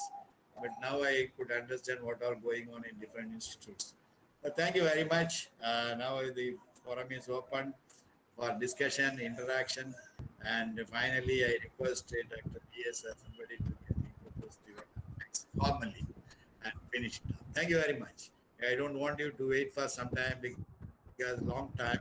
Quite no problem, I hope, for lunch time. Today, any prayer is there. Otherwise, for another few minutes, we can discuss. Thank you very much. Thank you very much. Namaste. Namaskar for all of you. Thank you. Yes, Dr. Sandhanam. Yes, sir. Thank you, sir. Thank you for your nice concluding remarks, sir. Now I invite our dignitaries, the senior professor Dr. Antap sir is there, the line, and other dignitaries and participants. Please, we request you all to give your suggestion so that we can prepare our report to the policy makers. So with this, I invite Professor Antap sir to say a few words. Thank you, Dr. Sandhanam. Can you hear me? Yes, sir. Yes, sir.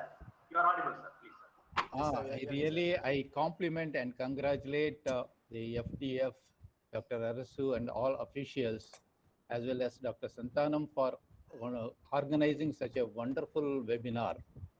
I would like to make only one point here. See, we have been doing the cultivation of many species, marine finfish, shrimps, and all other things.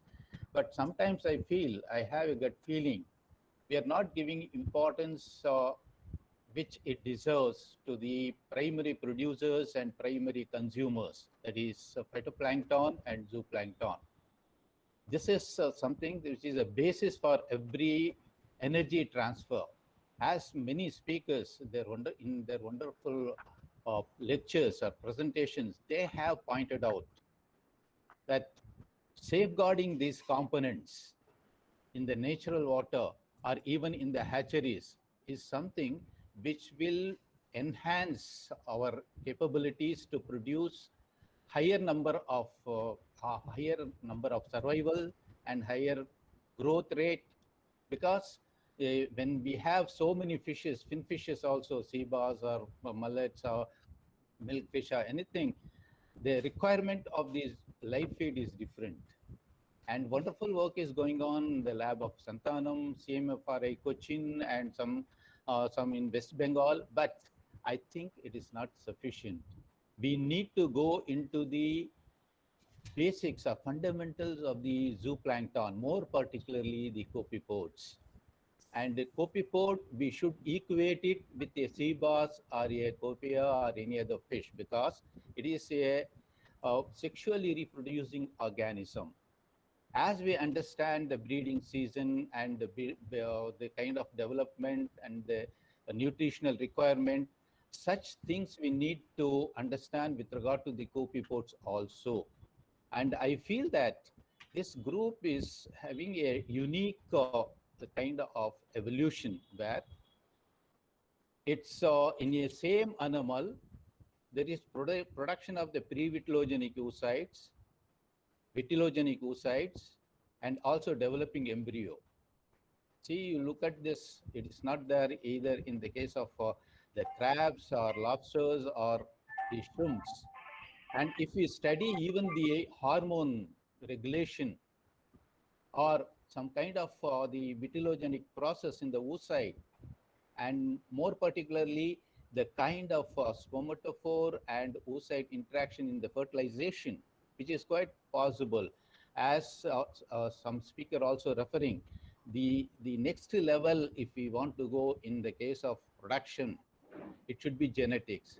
So in this case, it is quite possible to have selective breeding, hybridization, and also the kind of a sperm or the egg genetics where we can transfer the two different species genetically, produce a genetically modified copepod which can grow into high density and which will be the normal and our own natural feed instead of Artemia or the rotifers. So in every laboratory, there should be a section or a unit as planktonology. And that will, if we make that foundation very strong, certainly all other energy level can be attained without much problems. And the survival rate of sea bass or any other in the hatcheries can be improved to a great extent. This is my humble suggestion. Thank you, sir. Thank you, Professor, for your very good suggestion. Because as a fisheries scientist or aquaculturist, as we are all well known that the live feed is an integral part of sustainable aquaculture. So your suggestion is most, welcome. Definitely, we can include this suggestion as one of the strategy in our report, sir. Thank you for your nice suggestion, sir. Thank so you. now, actually, we can move on to the Dr. Azad, sir. Dr. Azad, I invite Dr. Azad, sir, to give his suggestion. Please, sir. Thank you, Dr. Santanam. It's a nice morning for me here. You know, maybe it is afternoon now for you all. It's lunchtime probably. Dr. Alan Cherian sir, he gave a very good presentation, and his concern was on the environmental concerns. The people who are the other side of the coast. They are complaining about the effluents and things like that. And I remember Dr. Alagar Swami took retirement only because of this. I think Dr. Kadirwal sir may be able to tell better. So, that is a kind of, cut and present kind of media we have. As scientists, we give some suggestions or some recommendations, but the media cuts certain things and presents it as big, and probably in a negative sense, it will reflect on us. So I think as professionals in fisheries profession, we should have a very comprehensive study. Without scientific basis, we cannot talk. Even the courts will not agree on that. So we should have a comprehensive study, maybe take a few clusters of shrimp farming areas, few clusters of maybe cage farming areas, and even Joe has presented a very good, this one on the coral, reconstruction and things like that. Those are all the positive areas. We have to take all those areas and have a kind of scientific study and then present it to the higher ups, maybe the government, central government level, and show that it is not what people are, just harping around. So probably this could be a good take away point for the Technocrats forum, maybe with the in consultation with all scientific bodies. I think that is my suggestion. Thank you, sir. Thank you for your nice suggestion, sir. And before going to have a suggestion from other dignitaries, actually we have few questions in the chat box. Let me read the questions. So I request the respective resource person to address this question, sir. Briefly. So, yes, sir. Briefly, sir. And when compared to questions, there are a lot of comments.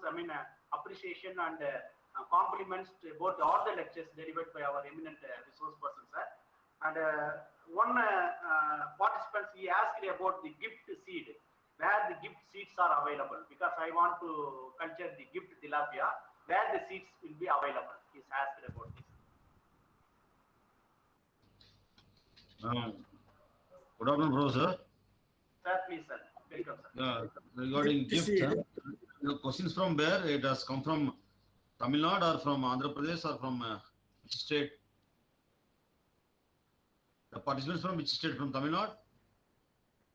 Yes, sir. From Tamil Nadu, sir. From Tamil Nadu, one from Mr. Lokesh. He asked about this from Tamil Nadu only. Yeah. See, there are 2 hatcheries already they are producing seed by the government of Tamil Nadu. That is only at Krishnagiri. Department of Fisheries, we have established a gift hatchery. They can supply seed readily available. Another one is Manjalar Dam. We have established one facility. That means the government of Tamil Nadu. There they can procure the seed, all meal seed. Otherwise, if they want to procure more seeds, they can contact us directly, RGCA. We are ready to guide them to get the fry from our what we call Manikonda project, Vijayawada. There are the 3 places readily available right now. Thank you, sir. Another question from another participant. This is also relevant to Dr. Kandan, sir. Of course, it is already explained by you, but for the interest of the participant, I am asking. He asked about what is AQF, sir. AQF. Yeah, aquatic quarantine facility. Aquatic quarantine facility. When you are bringing the animals normally from other country, there is animal quarantine facilities there. They'll keep it for a few days and they'll observe any parasites or infections are there. Accordingly, they will treat them and then it will be given to the what you call the beneficiary. In the case of aquatic animal, this is the first kind of quarantine facility established exclusively for the shrimp. Not only L. vanami, even P. moradon, and also parental post larvae, which we are importing from other country, may or may not come with some kind of pathogens, which is not presently there in India.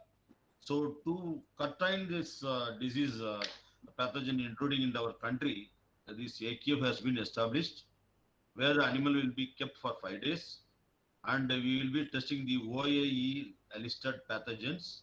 It is universally they listed out the pathogens which are harmful to the industry and the animal.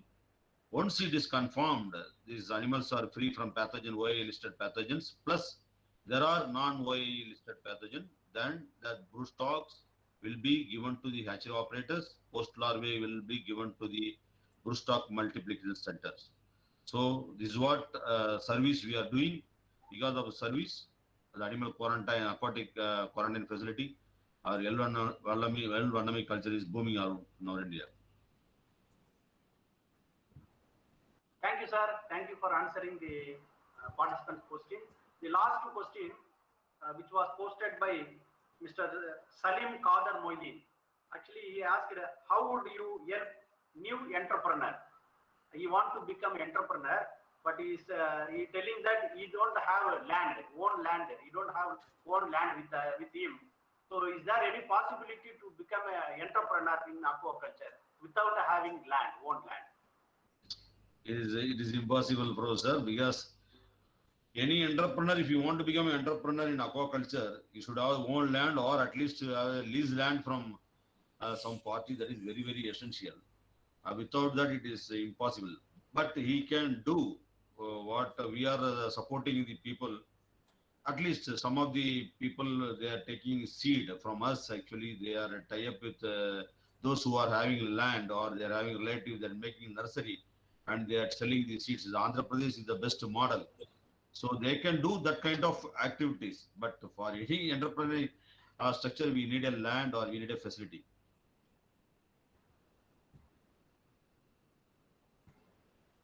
Okay, sir. Thank you, sir. Thanks for addressing all the questions posted by the participants. Now, no more questions, sir, in the chat box, both in YouTube and also the Google Meet chat box. Now, I think now we can move on to the continuing the interaction. Anybody want to give any suggestion? You are most welcome, sir. So within 5 to 10 minutes, we will wind up the program, sir, after having an interaction. Yes, sir. Yes, sir. Dr. Rajagopalan, sir. Yes, sir. Please, sir. Sir, please unmute your mic, sir. Yeah. You can hear me? Yes, sir. Yes, sir. We are hearing you, sir. Every resource person has given a very excellent presentation and a lot of knowledge has been conveyed and disseminated to us. Really, I'm very much pleased. There's a lot of work has been undergoing. The main thing is, which strikes me, even though a lot of achievements have been made by different institutes and the departments, the reach is not as expected as could have been. Means the important technologies and other things have got a lot of scope, but still there are one resource person pointed out, even though the aquaculture in particular area has been very much sought after, the Tamil Nadu, the production and other things have been decreased during recent times. Maybe pandemic and other things have played well. This definitely indicates that our extension service should be strengthened much more. Equally to the research and development. Then only the whatever has been achieved, they can be taken to the society with a great efficiency, and also widespread dissemination can be achieved. This is what I feel.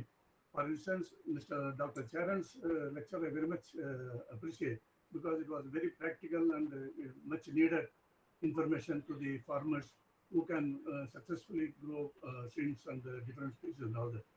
I would in fact request him to give the same presentation in Tamil, in a speaking language, not in a very difficult language, speaking language, which probably FKF also can try to disseminate to other areas.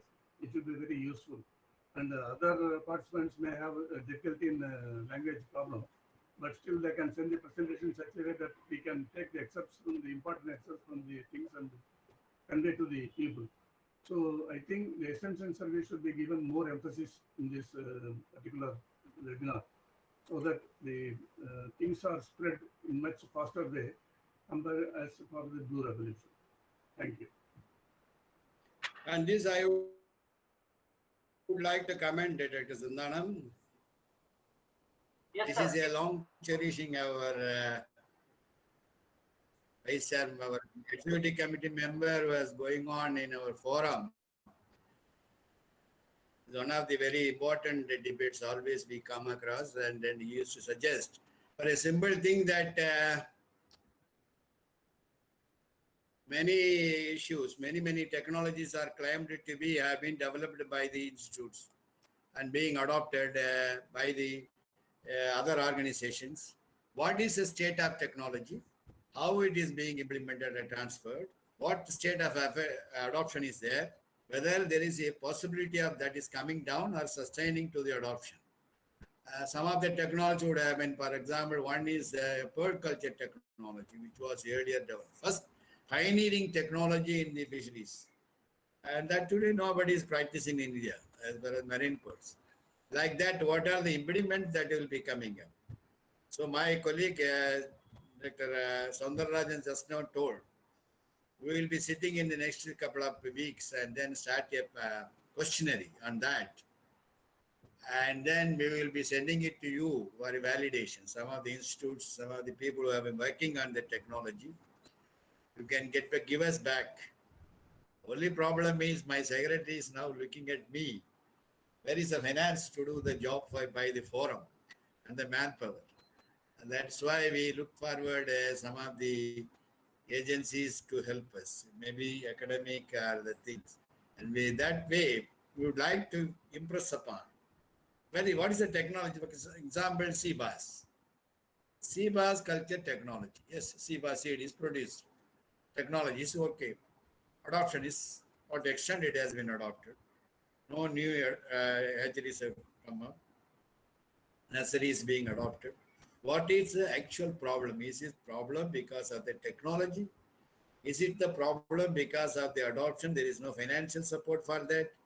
Banks are not ready to support, or the government is not giving the support. What is the impediments behind that? We would like to evaluate it. It's a sort of self-appraisal, nothing to find fault with.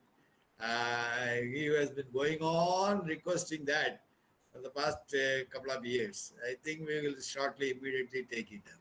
Thank you very much. Thank you, sir. Sir, any more suggestion from anybody, sir? All are feeling hungry, I think, except us also. Sir, Chandrasekharan sir, Kadirvel sir can throw a few words. Can I put a word, sir? Yes, sir. Overall, everything is done excellent, very well organized by FTA team and the chairman Kadirvel sir, particularly keeping in contacting everybody in right time and encouraging everybody to do the work. And Chandrasekharan sir to say a few words before we conclude. That is my this thing, sir. Thank you very much, everybody. Can I put a word? Yeah, please. Yes, sir. Please, sir.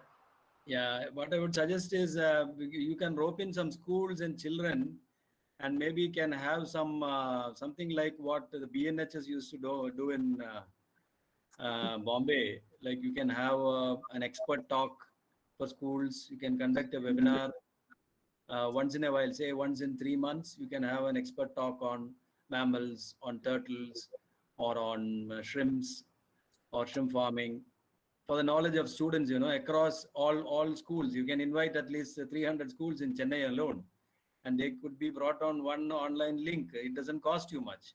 Only thing is you'll have to invite them. You should have a list of it, and then we'll have expert talks. So you will know who is doing what in the city.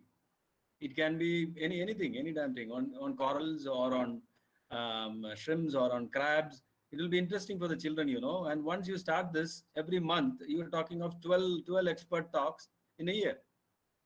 I think this could be funded through some some corporate funding also. There will be people who will fund you. So I think this should be an option. Thank you for the opportunity once again. Glad to see all of you very active. Nice. Okay, thank you. Joe, I see your corals as good as your beard. That's nice. That's nice. Very good. Thank you so much. Thank you. Thank you, sir, for your nice suggestion. I think there's no more suggestions, sir. This is a time to wind up our today's program with a brief vote of thanks. Sir, shall we wind up, sir? Yeah. And before that, dear participants, the feedback link is already posted in the chat box in both YouTube link and also the Google Meet link. So please submit your feedback. And another important announcement, we will provide the certificate, participant certificate for all the participants, those who submitted the feedback forms within 2 to 3 days. So let me repeat the announcement.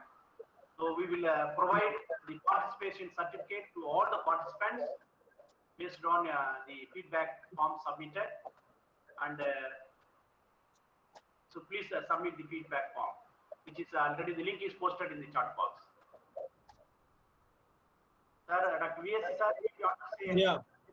Yeah. On behalf of Fisheries Technocrats Forum, I'd like to thank all our speakers for the wonderful informative lectures, and all the participants who have actively participated and interacted, and for the technical assistance given by Dr. Subraj and Dr. Santanam. For 2 days he has devoted his time, he and his whole team. We are very much grateful to him for his help extended to the FTF. Thank you very much. Thank you, one and all. Sir, actually, I should thank the Fisheries Technocrats Forum for the really wonderful opportunity given.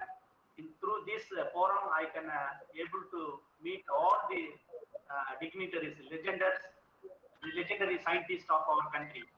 So really, I thank the chairman, Dr. A.R. Technocrats sir, who is my inspirator, and Dr. V.S. Chandrasekharan sir, the vice chairman of the FTF, and the secretary, Dr. Kadirvel sir, and all the office bearers. And I should thank all the resource persons, starting from first day, Dr. Kailasam sir, Dr. Sundare sir, and Dr. Panigarai sir, Dr. Kandan sir, and Dr. Joe sir, and Dr. Ilanjaran sir, for your wonderful lectures. Really, I learned several things out from your lectures, sir. Thanks for the opportunity given. I am very happy to collaborate with the FTF in future too. And my special thanks to Dr. Subrai sir for giving me this wonderful opportunity. I thank all the dignitaries and participants and my own student friends for their kind cooperation for the successful conduction of this program. Thank you, sir. Thank you very much. Thank you. Thank you. Only thing I want, as Joe suggested, part of they should know what is going on in the fisheries. Some of the schools will, the region wise and the place wise, Tichinapalli or any place. Some schools we will be linking up 3 or 4 schools, and once in a while, and that's a good idea. Thank you, Joe. The only thing, wherever Tamil is there, the slides or the shows should be prepared. I request some of you to help on that and then keep it with you. We will request some days on you the hygiene of the sea, how to maintain the awareness. The students, the youngsters should know. They should not see the sea as something which is unwanted. That's a feeling, because we all used to feel like when we were in the school, what is the big thing in the sea? Only fishes are there, nothing else. It's not so. It is the linkage between the society, linkage, civilization, food, not only food, even air, oxygen, carbon dioxide, nitrogen, everything is under that. So like that, it has to be made, the generation has to be made aware that will be going into their mind. So good suggestion. The forum can help the people, and then so that you all can help the forum, we will try to do the job. Thank you very much. Thank you. Any other thing? If not, finally, I thank you all those who have contributed to this on behalf of the forum. Wish you all to become the member of our forum. It's all started by this convents, old people. Now all youngsters are dominated, and the middle age group is still the older group is dominating. Most of them are older, but I want the youngsters to join in the forum and contribute. Thank you very much. BS will be initiating the membership. My treasurer, I am not seeing what happens. Tirumulu, is he there participating, Subbu? Tirumulu? He is not participating, sir. Some problem? Health? Anyhow, that's a good thing. We will initiate it. We will take it up in the next thing. Thank you very much. Thank you. Thank you, Bhaiya, for all the supports. Thank you all. Thank you, sir. Thank you, thank you, Thank you. thank you, sir. Thank you, FT. Thank you very much. Sir. Yeah, nice seeing all the Sibites here. Yeah. Yeah. How are you, sir? I am not seeing Fine, thank you. I am not seeing for the past few months, obviously because of so many other social problems. I hope this gave me an opportunity to see you, some of you. Thank you very much. Thank you all. Thank you, thank you. Sir. Asad, sir. We can call it a day. Ah. Nice. Hi. Yeah? How are you, sir? Fine. Thank you. Sundarai, sir. See you soon. Let COVID go. Sure. Yeah, welcome, sir. Thank you all. Thank you. Vishwas, sir, good evening. Azad is there, all your gurus are there only. Azad is coming up with some vaccinations. You can also try. We started with the Azad only. You can also try this habit and then do the things. Vishwas, sir. Subbu, sir. Please tell. Yeah. Sure. How are you? Thank you. Yes, sir. Fine, sir. Whether it is Kuwait or Siba or CIT, all are in Siba only. Don't worry, Subbu. Hello, sir.